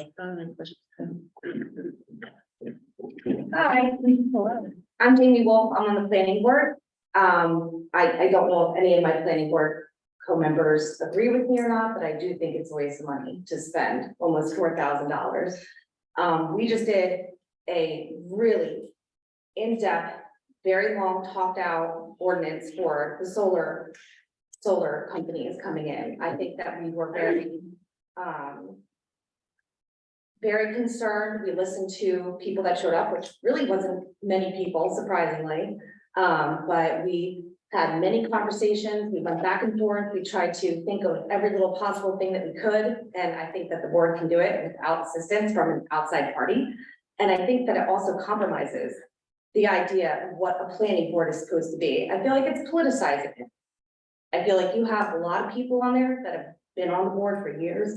You have people that work in careers that are very knowledgeable about the ordinances. You have a lot of guidance from the DEP, and I think the board has done a lot of research in the many months that we've been dealing with this. So that's all. Thank you. I have a question. Excuse me, I have a question that she was up there. I didn't get a chance to ask it. You need to look around the table to see. You I just don't told me look a like few minutes this. ago, this wasn't a Q&A. You gotta make What are up you your talking mind. about, Andy? This is, I'm, Discussion. this is a person that's come up to testify. Ask your And I'm question. gonna ask the question. I have a question for her. Then ask your question. Jesus. Can you Well, if please he's come got back up to the anything to- podium so if the audience needs to, whatever, hear this. My question to you is, what sort, because this ordinance, I know it's very complicated. I'm not saying that, suggesting that you folks don't have expertise in this, but what legal expertise do you have when you're drafting these ordinances? Because potentially down the road, there could be a legal fight. And I guess my question is, what resources do you have for the legal? Right, and that was one way that I was thinking, perhaps this was brought towards the council to help avoid any legal issues in the future. I understand that point, I do. Okay. But I do think that, like, when we did the solar ordinance, we did look at other ordinances around us. That's something naturally, of course, you're gonna do. You're gonna research things. And then, of course, once we do it, if we come across a problem where we say, this is questionable, I feel like the board has no problem coming to the town council to question that to them, to see if we could get some sort of better guidance from you.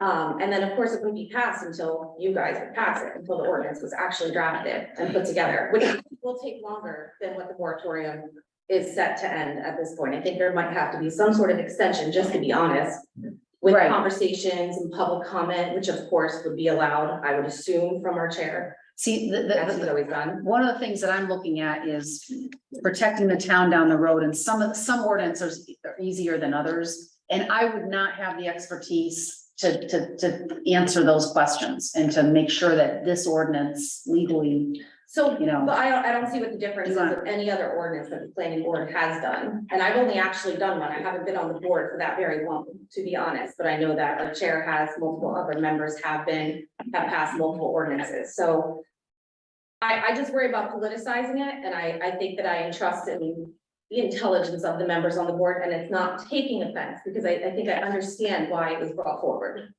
having KV Cog, but I think with the amount of money that the town has had to deal with over the years, or this past year especially, $4,000 is not chump change. It's not. And I think we owe it to the citizens to properly budget their money. And if we come up with an ordinance that doesn't seem to be good enough for you, we go back and we do it again. But I guess that's my question. I wouldn't know if it was good enough for the town, and I don't have the expertise. Right, but I think the planning board does, is what I'm saying, as well. I have a question. Okay, time. David has input. All right, yeah, we'll let David speak. We do not have any legal expertise. And most of you don't either. And what happens is, we'll put it together, see if it makes sense, we'll forward it to you, and what you will do is get the town council to go through it and make sure it's appropriate and it's legal, and even to assess any risk, if there is risk, Linda. But I'll put it this way, I don't think I have permission to call Phil, do I? No, sir. But I guess that's what I'm saying is, I don't know that Phil has the expertise in drafting these types of ordinances. And I know that everyone around the council, and I'm not, this is not to be taken offense, I'm just saying is, this is a very, it can be a delicate issue down the road, I don't know, but, we don't have the expertise, in my opinion, to look at an ordinance like that and to say everything in that ordinance is okay. I know that I don't. So when you bring that back to me, Jim. and we are looking at that, I don't know that everything in that ordinance should or should not be okay. And to be, simply to put it to Phil does, I don't think he has the expertise. I don't know, but I don't think he does specifically for that. And maybe Anthony can answer that, but I don't think he does. So. Yeah, can I have just a moment? Sure. So I think the town attorney, excellent municipal attorney, knows the law inside and out. So that expertise we do have, at our beck and call. But I do agree with Linda that what Phil does lack is the technical expertise of what we're looking for when we look to regulate these sort of activities. And because it's different than a general land use ordinance, there are a lot of complexities to it, especially environmental complexities. And I forget who said it earlier, maybe it was Gil, but I 100% agree. The greatest economic asset that we have in this community is the environment. And so we really have to be good stewards and caretakers of that. And so what we want to do is make sure that we get any of the regulations regarding mining right the first time in order to protect that environment. And $4,000 is not chump change, but if you put it in the context of the town has an $11 million budget. And we have also budgeted for a planner. And so Gil actually made some good arguments that I'm going to use here on the next item, that planner in the future will be able to help us with things like this, but we don't have that person on board. And the fact of the matter is, if the council today said, Anthony, go forth and hire a planner, that's going to take many months in order to get that person on board. Those are months that person's salary and benefits package won't be paid for. And so it's not as if we're spending money that we don't have. There'll be plenty of money, well more than $4,000 that we could tap into in order to provide the planning board some help just to make sure that we get it right. And please, don't take me wrong. I think so I've always thought, frankly, planning board service is a lot more difficult than select board or town council service, just because of the complexity of the issues that you guys deal with twice a month. And so everyone really appreciates and respects the job that you do, but we just want to make sure that you have the help in order to get it right, just given the complexity of it. And, I didn't know that there wasn't any sort of outside help solicited for the solar ordinance, but frankly, if I had been around, I probably would have advocated for that too, just to make sure that the investment that we're making in that effort is going to pay dividends for the community in the long run. Okay, who thinks they were next? Jim? I just want to make a quick comment and right on Anthony's coattails. It's not that you guys can't do the job, but where this is so heightened and has a lot of exposure, this takes you guys out of the limelight. It doesn't look like there is a bias. It doesn't look like there's anything. We were seeking outside professional help that may have a lot more expertise in this, and they can bring it back to you guys. Not saying you won't have a chance to review it and look at it, but we want to get some decent people who've done something like this with the recommendations. That way it's not levied on you guys saying you had some angle at it, right? So I think it gives you guys a little bit of leverage, or a little bit of an out to listen to somebody at KV Cog. Again, I'm the first one who don't want to spend extra money where we don't have to, but where it's a professional piece that's gonna get something right the first time, so we don't wind up screwing it up and having to go round in circles. I'm all in favor of getting somebody from KV Cog to look this thing over and give us some recommendations. I don't think anybody on the board is looking forward to having the charge to develop. Yeah. Well, then there we go. This is true. Perfect. So We're in agreement. we are. Any other questions? You don't have a draft or anything right now. You don't have a draft for this right now. Nobody has asked us to develop one. So my point would be to echo Anthony's statement, which is that the time between when KV Cog can develop this ordinance and when we would get a planner who would help with this is gonna be too long for our time constraints, the moratorium. So we would need to, if you'd had a draft, I would have suggested to take all your lovely hard work and send it to KV Cog. And if you want to, you can send all of your research to KV Cog, because it should be unique to our town. We have done nothing. Okay, all right, so great, so we'll just put all of KV Cog in there. You have what we've done. Okay, great. I just want to say, I still respectfully disagree. I still think that the money shouldn't be spent, and that you have all of this state regulations already in place. We can't change those.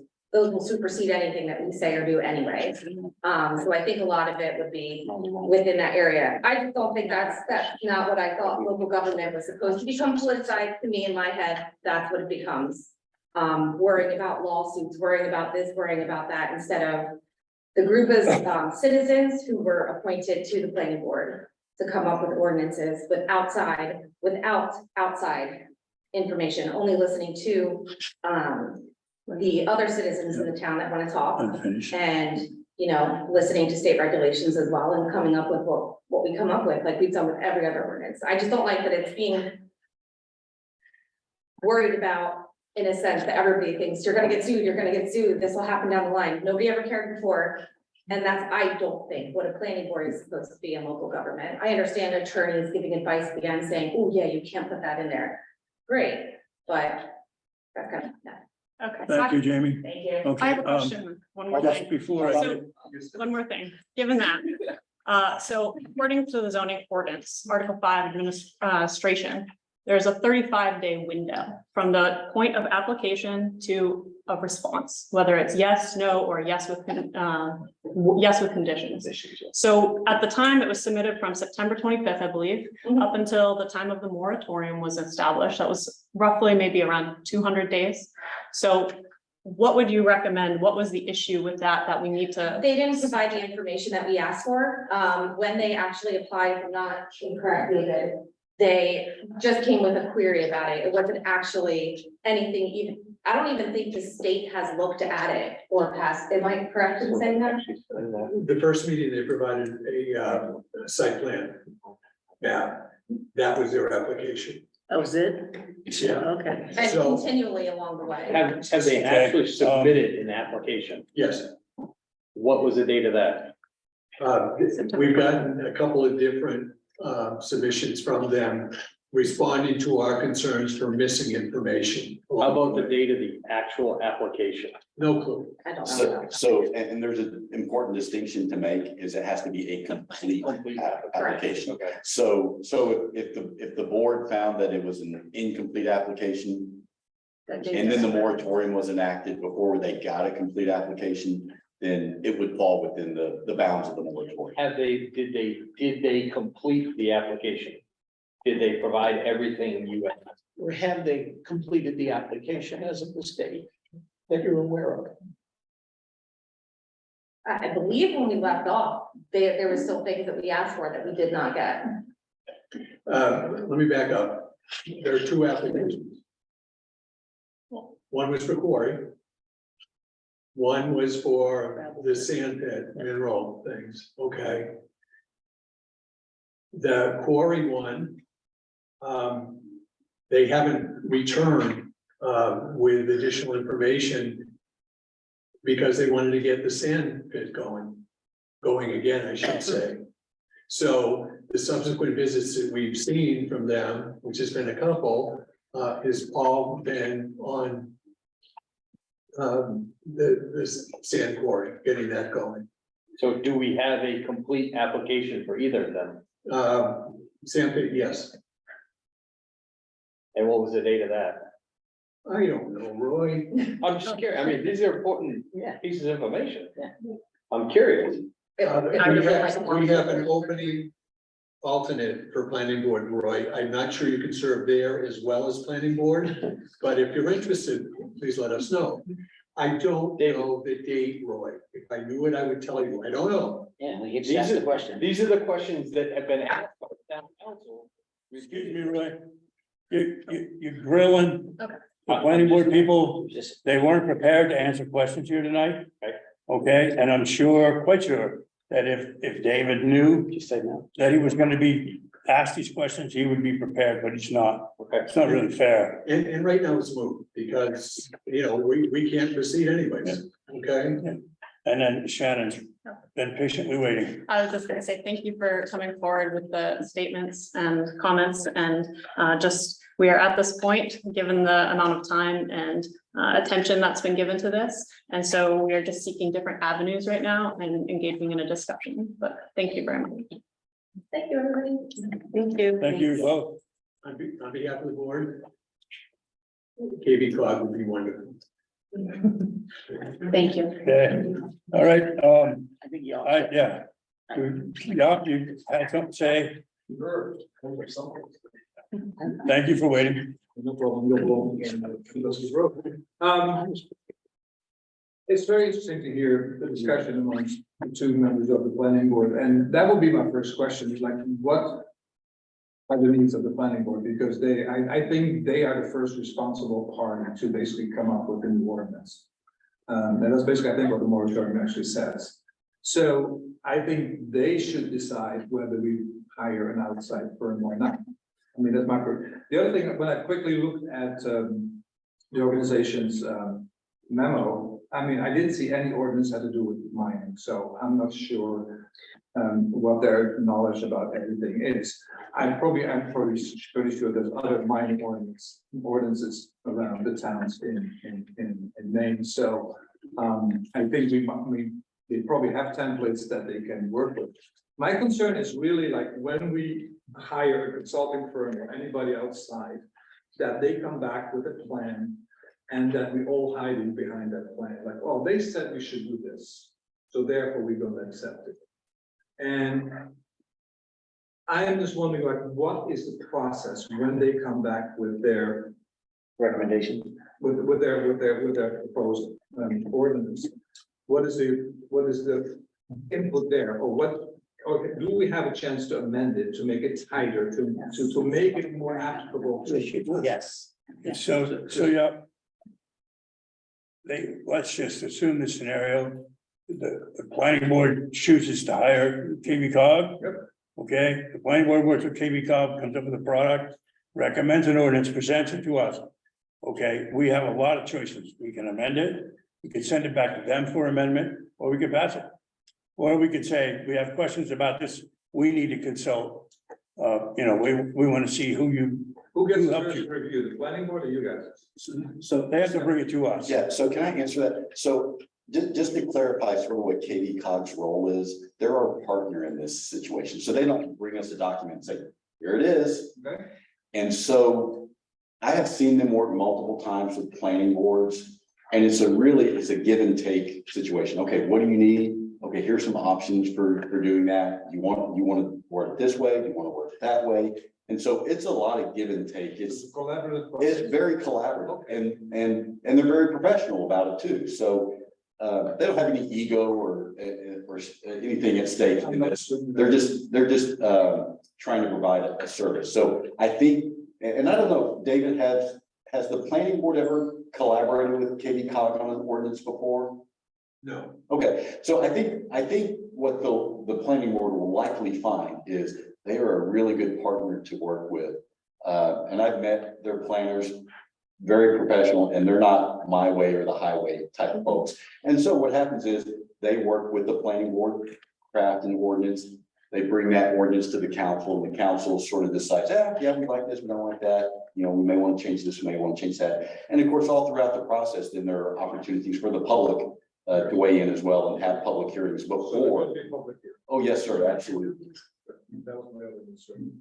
So it's collaborative with the planning board as well as with the town council as well as with the citizens. With the public, yeah. Yes, sir. And so they don't work in a vacuum. They will actually be at the planning board meetings. What I have seen happen in the past with KV Cog is there'll be an item on the agenda for several months running. And they may devote the first hour of the meeting to working on the ordinance, and they're actually there, and there's a lot of back and forth, give and take in that process. Good. The other statement that they made is that, you know, we cannot ban any business at all, at any time, anywhere. Any legal commercial activity. Okay, so, for example, I'll be some comments like, so if somebody wants to start a strip club. Yes. Right on Main Street. So you're going right where I was going to go. So this is a reason why a lot of this. That didn't sound too good. So this is why a lot of communities have ordinances that regulate what are called sexually oriented businesses, typically strip clubs. And it's because you can't ban them outright, but what you can do is you can regulate them to certain zones or require separation from homes, churches, schools. So if we wanted to ban lining in winter, we could basically say you have to be 6 miles away from the town center, which would basically be 3 feet from the town border. Yeah, so now you're asking a legal question that I am not qualified to say. But So basically, you basically limit it to regulation and make it as less impactful as possible. yes, sir. Good. I think what the document actually said, coming back from Green, David, who sent that back to us? The name? Greenwood. Yeah, Greenwood. yeah, Oh, Joel right, Greenwood. Joel Greenwood. Was that it's illegal outright ban and, you know, an activity that might otherwise be legal in the zone, say. But we can make it almost impossibly difficult, okay, to conduct that business. We just cannot actually blanket ban it. Then the other concern I have is because there are a lot of laws being passed right now at the state capitol, which actually make mining easier. So they actually left in the regulation. But I think that, I mean, correct me if I'm wrong, that basically the state basically has parameters, you know, basically, but our own regulations can be stricter. We are allowed to be Right. stricter than the state. Yes, Okay, so we gotta keep that in mind. thank you. If I could just say one thing, as I had pointed out, the KV Cog, Joel Greenwood noted to, Anthony that we can't ban it, but the town can regulate it in both location and standards, sometimes very strictly, that it almost becomes prohibitive for them to run it. But the question is, of course, and that brings back what Andy said earlier, is like if somebody buys a property based upon what they think that, you know, the zoning is and they allow it. And then by the new ordinance, we basically say like, well, you have to be, you know, 3 miles away from a residential zone. And then they find out that a property is not, is within a mile of a residential zone. Right. They might go like, well, what the, you know what? Might have to So I restrict don't it. know what the legal counsel. Well, I mean, none of us are attorneys, but generally speaking, if a board was delivered a complete application. Okay, before the rules were changed, then we have to see it through under the existing rules, but if the application wasn't complete, then, yeah. Okay, there was a gentleman waiting behind you first, sir. I think he was had his hand up first. This gentleman did. I'm not sure. You guys care? That's in here somewhere. Everybody, my name is George Smith. I live in Holmes Road. I put together a 4 or 5 page letter that I sent to every member of the planning committee to express my opinion on the application that was and on the moratorium. And in that process, I reviewed the application. I had a snapshot of the application that had been submitted. I can't tell you whether it was which it was for, but I went through there and that application asked for 17 pieces of information. And let me just, the application asked the applicant to include attachments related to 17 pieces of information. According to the applicant, 13 of the 17 did not apply. And they included, and it did not apply, phosphorus, stormwater management, or a drainage plan. That was one thing they said didn't apply. Soil tests for subsurface wastewater disposal, that didn't apply. And traffic circulation plan, that didn't apply. And each of these were provision in the ordinance that's already in place. The application did label as pending an erosion and sediment control plan and review comments from the Cobbossee Watershed District. So I guess where I'm coming to with this is when Gil mentioned one possibility is to, if we really see if, and I'm not telling anybody how to do their job, but the application is there. And what I just heard is more information has been asked for and wasn't forthcoming. I don't know why that's not a reason to dispose of the application as it is and go on and say something into a new ordinance. But I think we got a good start on an ordinance already if we just follow through with what we already have for this application. Thank you. Thank you. All right, anybody else out in the audience? That gentleman there, he must have just gone to the back. Yeah, maybe. Is it? Yeah. Planning board members. Okay, let's see if you have something to say. Other than that, anything else we have to say? We discussed it again on April 3rd. Apparently, they have. I'm trying to find a date, so. There we go. Excuse me, sir. You had something to. Wait on you. I don't think we want to embarrass or anything, but. We did that on purpose. Yeah. We did that on purpose. You know. We actually voted on. Listen to Anthony's At this meeting, we stated we would description of KV cog. have the previous. Kind of reminds me, I worked in paper mill most of my career. We did some large projects. Had a lot of talented people in the paper mill, engineers, scientists. But when it comes to some of these large projects that involve pressure vessels and things like that, we did hire consultants to do that. We're building building structures.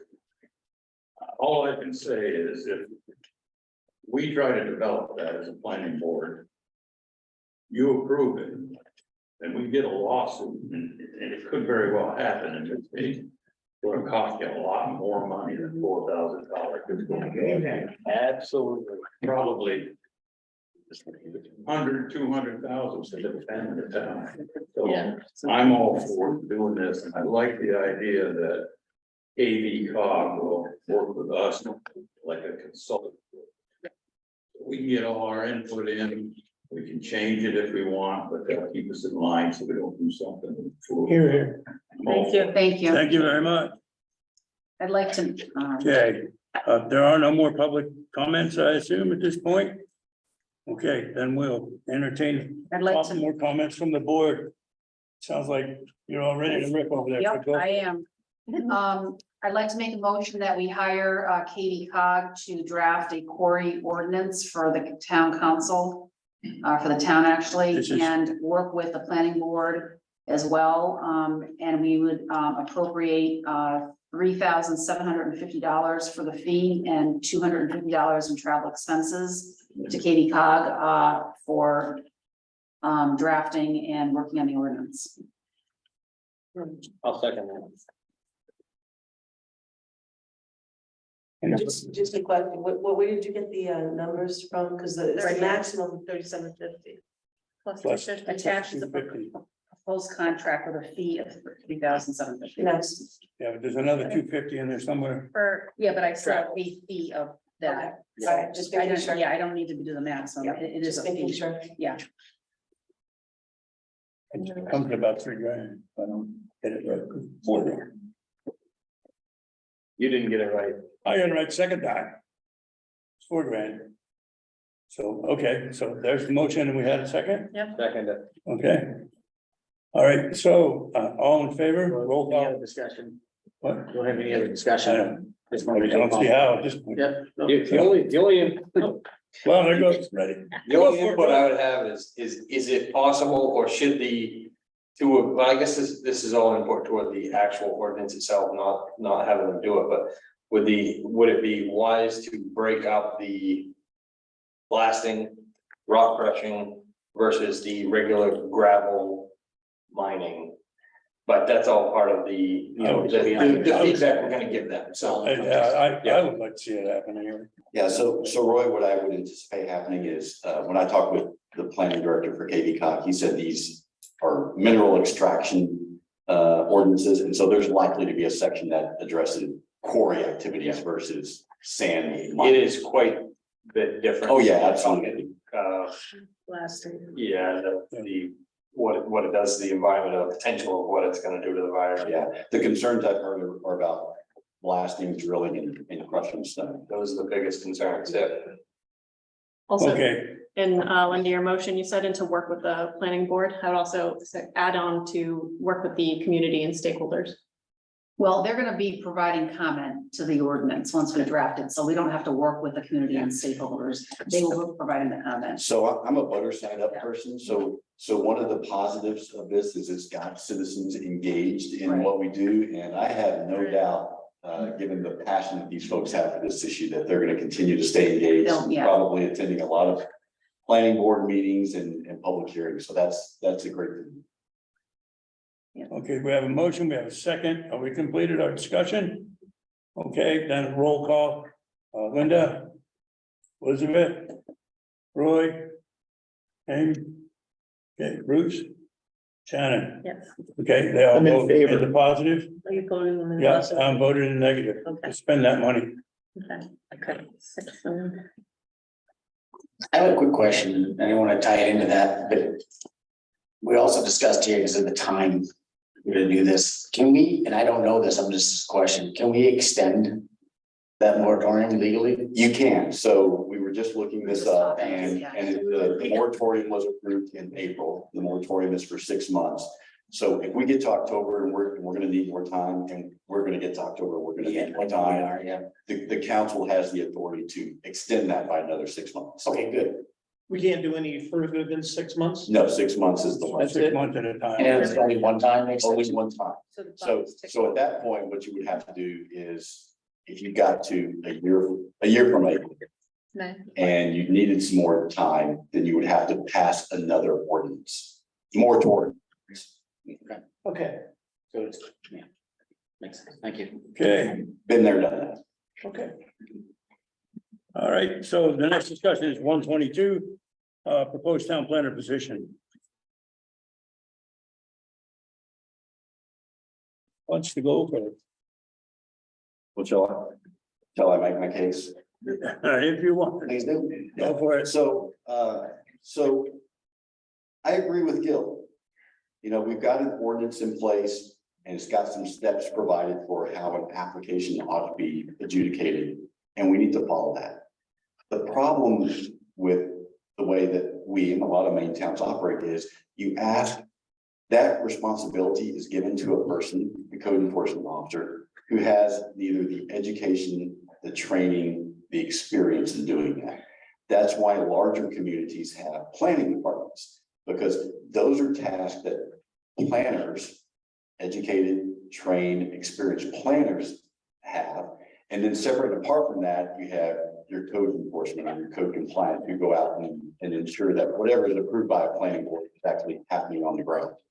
So I think that's one way that this planner is one way that we can improve that process by giving the planning board the professional and technical expertise it needs in order to, first of all, vet an application completely. And then secondly, to, give them some guidance as to, hey, here's some things that you should be thinking about as you're considering whether or not to issue this permit, approve this permit or not. So that's a really important role that a planner has. But in addition to that, they can serve as a valuable resource to our zoning board of adjustments or zoning board of appeals, excuse me, to the comprehensive plan committee, reviewing our ordinances, our land use ordinances to ensure that they are up to date, and if they need updating, then we won't have to be relying on KV-COG to do that. That person will be on staff at our beck and call to do that, to help with things like village revitalization, community and economic development, because planners have KV-COG's planning department offers that sort of service. And to developing, and I want to downplay this because I don't want to get everybody's hopes up too much about applying for grants and managing those grants and seeking those sort of opportunities. We'll do our best for that, but you never should count on actually getting a grant. So I wouldn't necessarily look at this position as paying for itself, but as I said in contracting with KV-COG, this is a position that could pay dividends for the community as a whole by improving those processes, and then also by giving us in-house technical expertise that we can tap at any moment to address, frankly, a lot of the issues that we've talked about here tonight.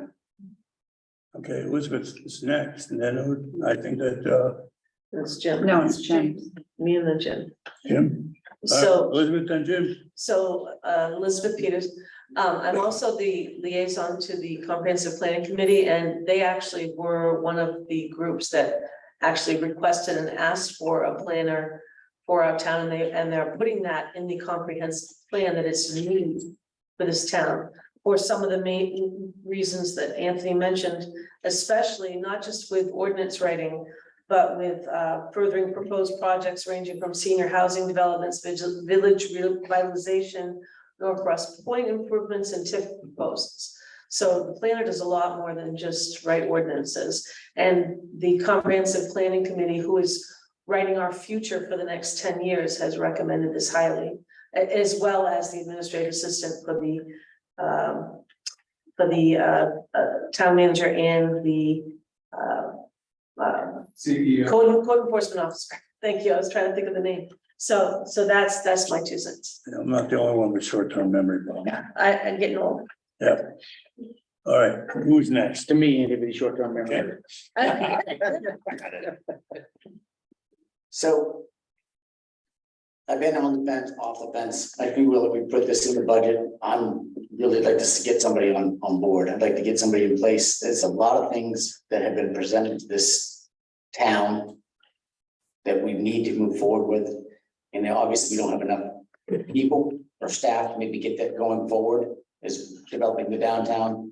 There's a proposal about Barry Crowell doing some housing up on top of the hill, and he's being restricted due to the zoning ordinances there.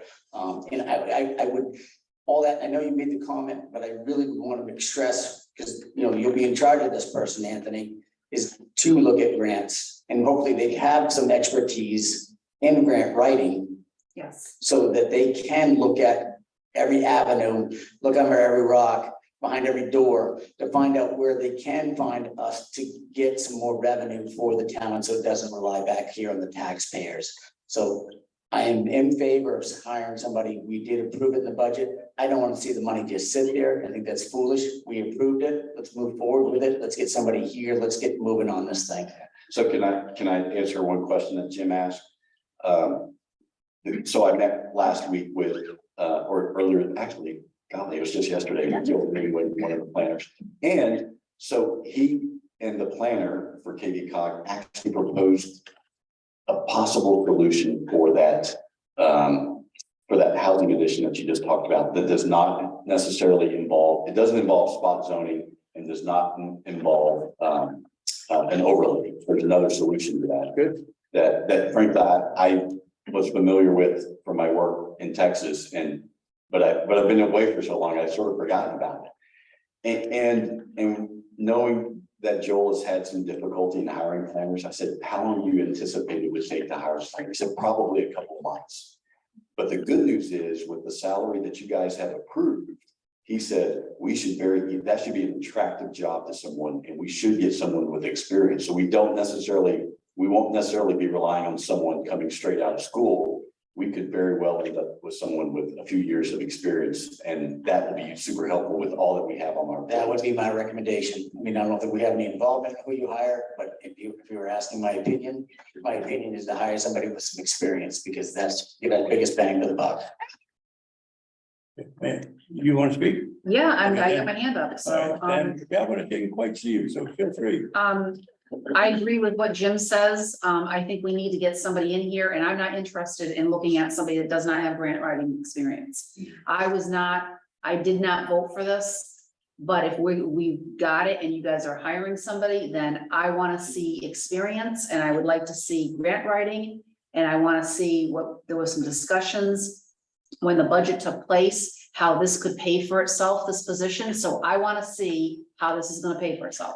And that's what I heard with some folks. So if that's the case, I would like to see that. And I would like to see what this person's going to be doing. I'd like to see what they're going to be focusing on. I don't want to see another position just for another position. So it's going to be something that's got to be justified, in my opinion. Yeah, so I have a job description already drafted. Yep. I got input from a couple of our, I guess the co-chairs of the comp plan committee, and both from Joel and his planner. They offered some good input on it, and I'm happy to share that with the council. Okay, may I speak now, Linda? Yeah. Okay. It's not I my. just thought I'd check with you. Listen, it really pains me to say this, but I agree with Linda 100%. And the one thing that Linda missed is, I would like to know if there's any offset of savings from the planner filling in some of the activities we're currently paying KV Cog to do. Okay, but we want to make sure we have a solid job description. The planner knows what our expectations are. And that we're going to be compensated by the planner, either saving us or earning us money and helping us develop downtown. Okay, a whole list of things. If we'd had a planner, we might have survived the morning minutes a little better. So, Yeah, so I actually don't think the planner would help in the morning situations. Yeah, you never know. But so I did speak with the executive director of KV Cog to see if there would be an opportunity to reduce our membership dues somewhat. He said he is open to negotiation on that. And understand KV Cog provides a range of services just beyond planning services. I mean, it looks like that's what we've tapped into the most, but they also offer services related to economic and community development. I think will be really helpful to us, and with TIF districts as well. I got an opportunity to ask Joel about extending our TIF district a little bit. He provided some good guidance to me yesterday. So the thing I will say about engaging in those negotiations is that if we need to plug and play with their planning staff at some future point, it's going to cost us a little more, since we won't have sort of a full membership with them if they reduce that. That's just, I want everyone's eyes to be wide open. Yeah, all I'm asking is, we need to see the numbers in front of us. Okay, what are we gonna save? What might it cost us down the road? That's all. And I think it was James over there. Yeah, I just also want to chime in because you made some good points. Everybody's made good points on this. Is other comprehensive committees recommended it and they thought it was a good thing to have, but so Taconic Land Trust sent us that letter as well. And they really feel this is going to be pretty valuable as well. And seeing, let's listen to the community that this may help us. And we won't see the savings or the cost until it actually is implemented. And then I guess at that point, we decide whether we keep moving forward, but we need to try something because the way we're sitting now, it's dead in the water and we're not doing anything. So I'm very pro, we gotta just move forward. I mean, that mill's been sitting down there with the people that have owned it and they're just sitting on, rents that they're guaranteeing, but they're not looking to develop it any further than where they're at. Just wanted to put on that. Okay, Elizabeth, that's a point to make. Just with regards to expectations, when we get a planner, we can't expect that planner to have everything fixed for us within a year. This is gonna be a long process. It's gonna be a time. It's gonna take time for us to develop, time for us to give the public an opportunity to give their input as to what they expect to see in the future of Winthrop, Maine. And I highly recommend that anybody come to the comprehensive planning committee and give their input or ask questions, because they're lining up your future for the next 10 years, and they're doing a great job of it, I might add.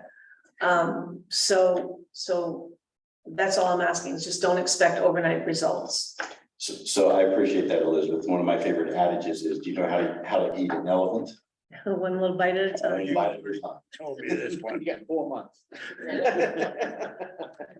4 months to digest that. All.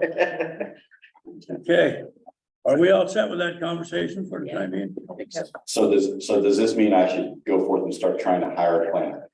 I'll make a motion that, I don't know that we need a motion. I just need some direction. yes, I'm all.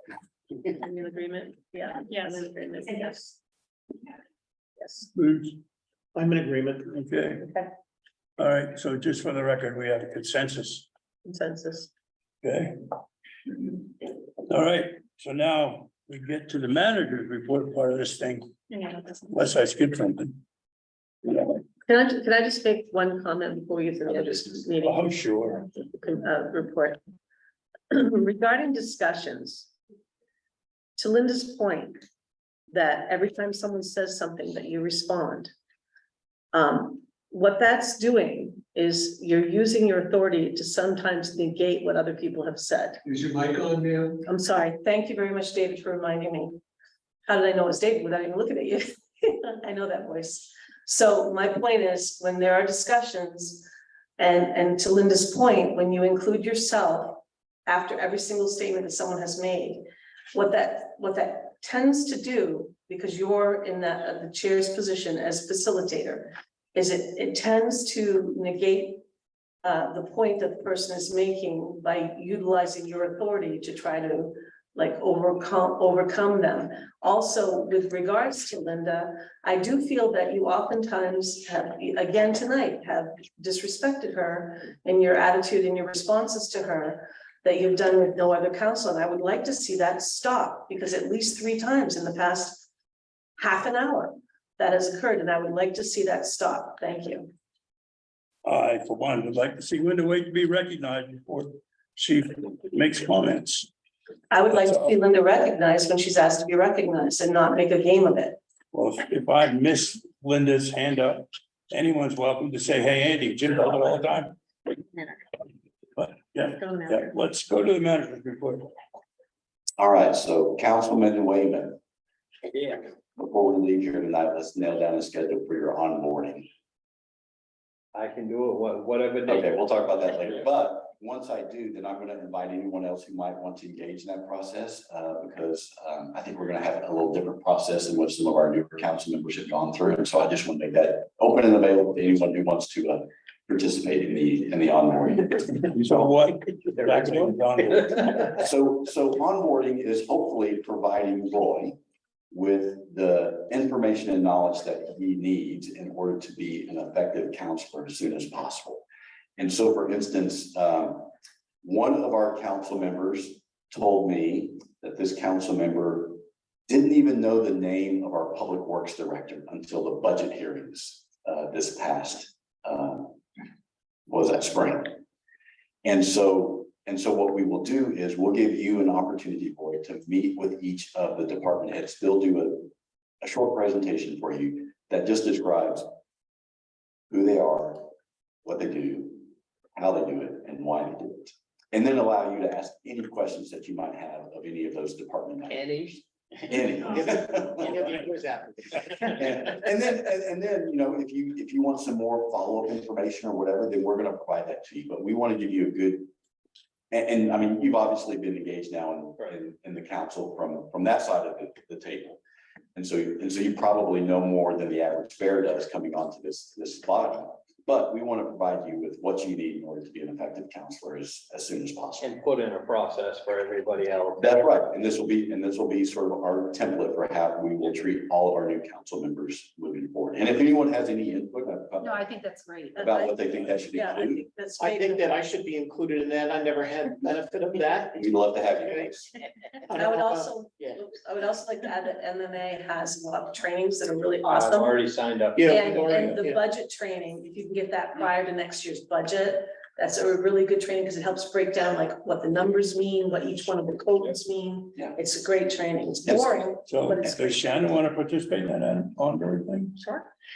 And so thank you for mentioning, Elizabeth, the MMA training, because that's open to all of you and you all get the emails. And so they're really great opportunity, training The opportunities. town does pay for that. Yeah, regardless of how long that you've served on the council. Sometimes it's just great to have a refresher Yeah. on some of those things. And So- things change, so. Yeah, good point. So, one of the things that I encountered, last week or the week before are employees who are fairly new to the organization, but advanced in their careers, like, they're around my age, so they're not new to the workforce.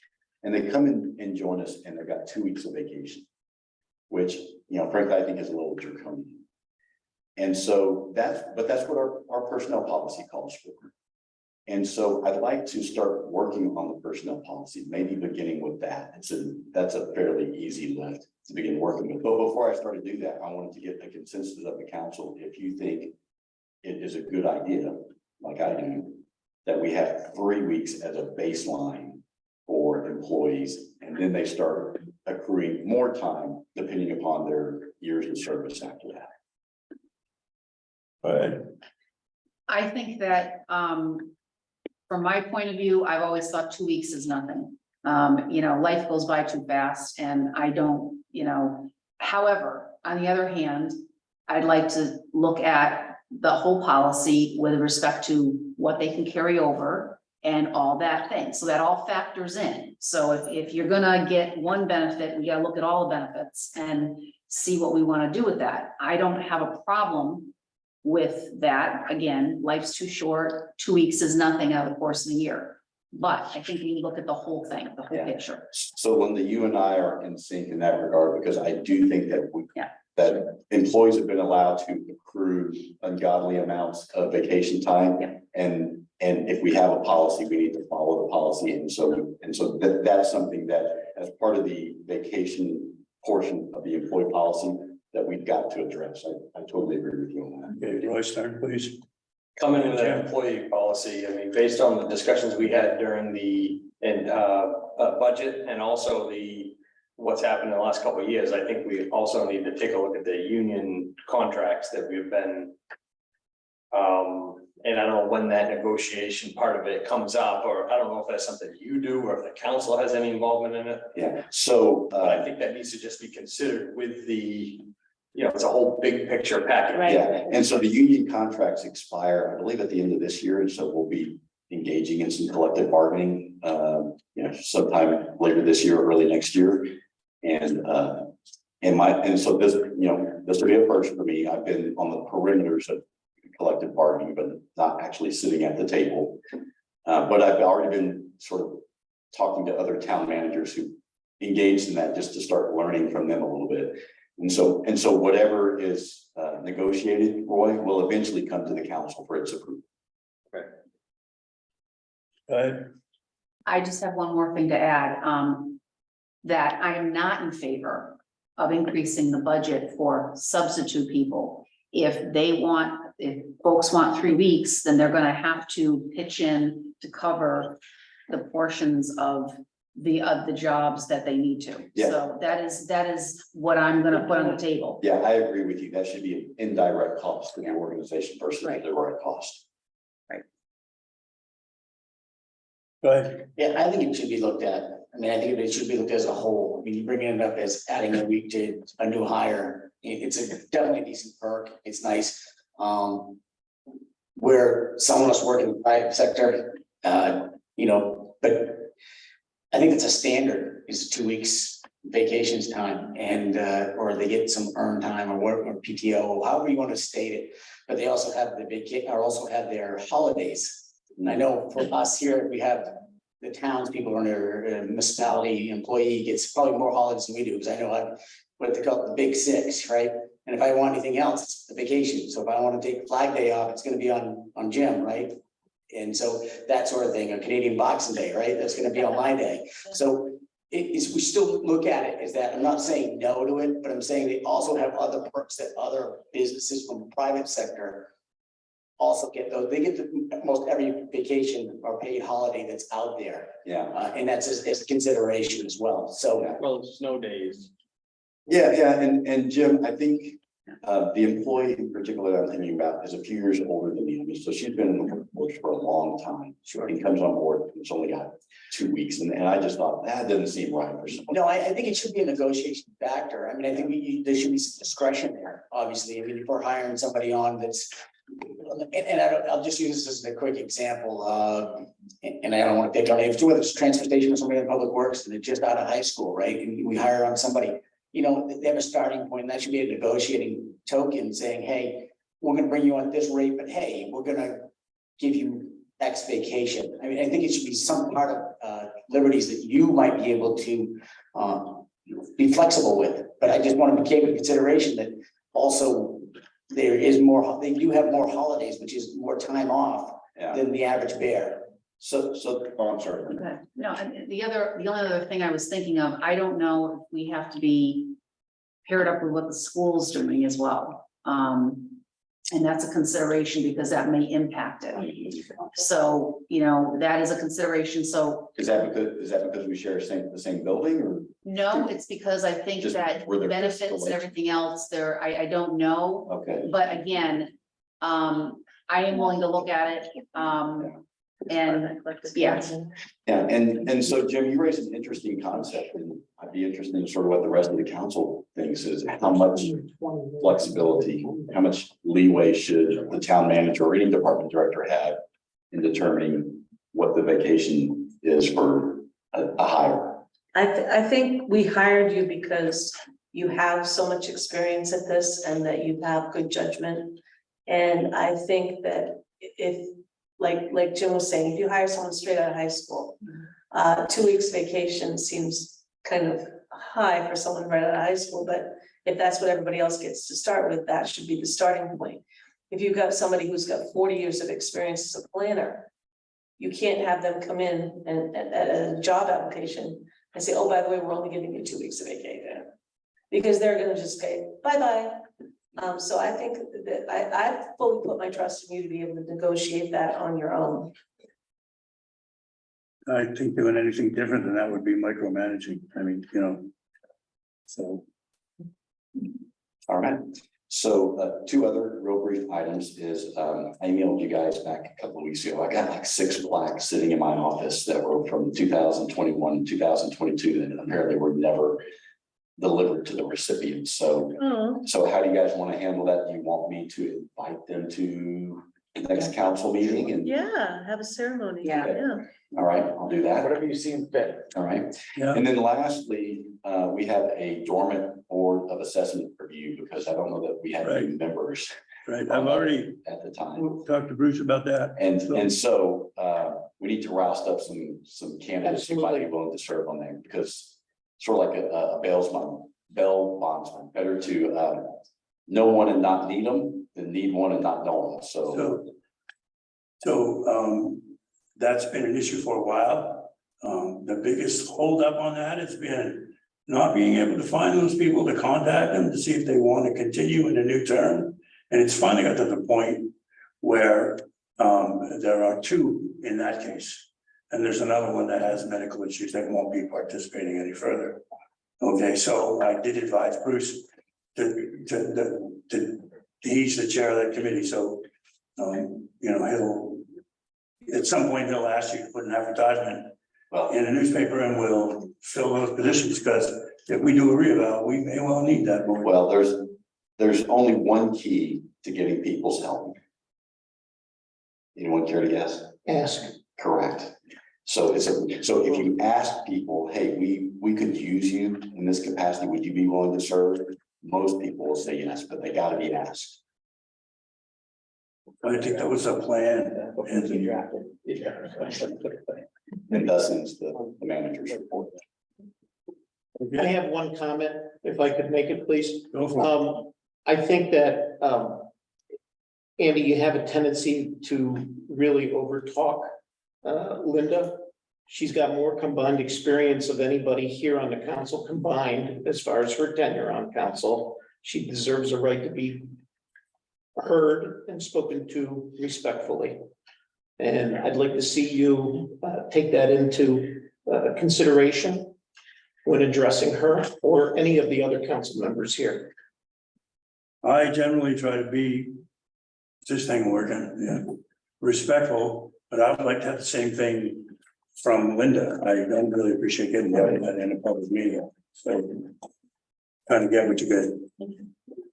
Outside of that, your comment is taken seriously. Thank you. Are there any other comments? Okay, I'd just like to say throughout the whole thing, my mouth has been watering, so whomever brought the strawberries, well, the gifts are unnecessary. It is certainly appreciated. Thank you. It's David. Thank you, David. Thank you, David. So good. Thank you, David. They I'd like to make smell a motion to amazing. adjourn. Yeah, maybe we, hold on. Oh, sorry. Hey, sure, okay, make it quick. Well, I want to thank everybody in the council here for doing the work that you're doing. I think we've got to take 1950s Winthrop, put that in the rear view mirror. I think we need to start acting like the midtown, the mid-sized town in Maine that we are. With some of my research for all of this stuff, I basically, sorted the towns by population, and I've gone 1,500 people over and 1,500 down. And then you start looking at these towns' website and you see how they're organized. We've got a ways to go in some respect in some of these towns. So I do appreciate you bringing up the planner issue. I think it's a way forward. It's not easy spending money when there's not an instant, gratification coming back. But I think it's going to pay us in the long run, and along with everything else that we're doing here. So thank you all very much. Thank you as well. Appreciate it. Thank you, Gail. I just want to say one quick thing. I just remembered a conversation I had with Steve McDermott about planner. There might be some funds at the state level, and he's gonna come up and talk with, do you wanna come up and talk briefly about it? Steve McDermott, Winthrop resident. Thanks for having me up. I think the program that you're talking about is the Community Resilience Partnership that's available through the Governor's Office of Policy Innovation in the Future, which makes funds available to municipalities or coalitions of municipalities that work together through a community action grant program. So those, the grant application actually, I believe, just closed or is about to close for this session. So if we get a planner on board for the municipality, they'd have time to review previous applications. I think they're on their third round. See what has been funded in the past, contact the coordinator and the senior resilience coordinator on staff there. Talk about what other municipalities are doing, take a look at what's going on. I believe it's $50,000 per community is the maximum grant. If you partner with communities, it can be up to $125,000. There's a couple of steps that you need to take to become an eligible community. So that includes a resolution from the town council, and then a couple other steps, which we could, you can invite members from the Community Resilience Partnership team to the council to speak about, but there's, that is just one program.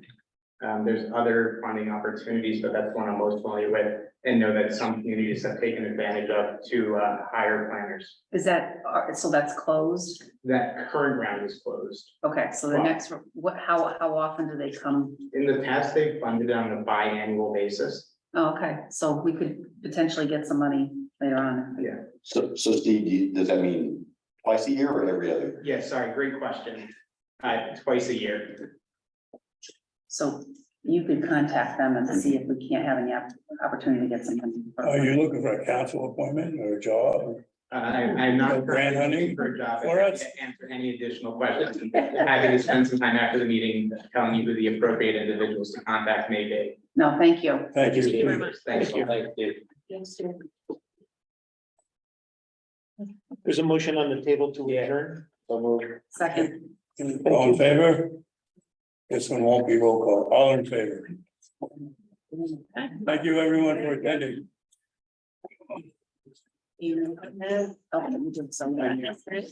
Anybody just want this stuff, I'll make 10 tomorrow. Yeah, that's pretty sure. Yeah. So Are you the card? Yeah. No, I got plenty. Collection, I just throw them in my bag for. Yes. Well, that was very nice. Yeah. So David ran out the door. Yeah, well, yeah. Strawberries. He's a really nice guy. I've known him for probably 30 years. We had a hotel, they have a biannual, I found a reunion, he's upstairs.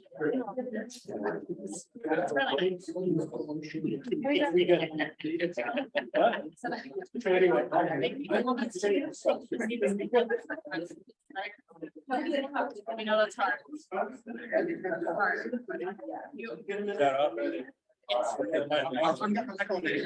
Won't go up in- Yeah, that's. Thank you. This connected the microphone. Everyone get down.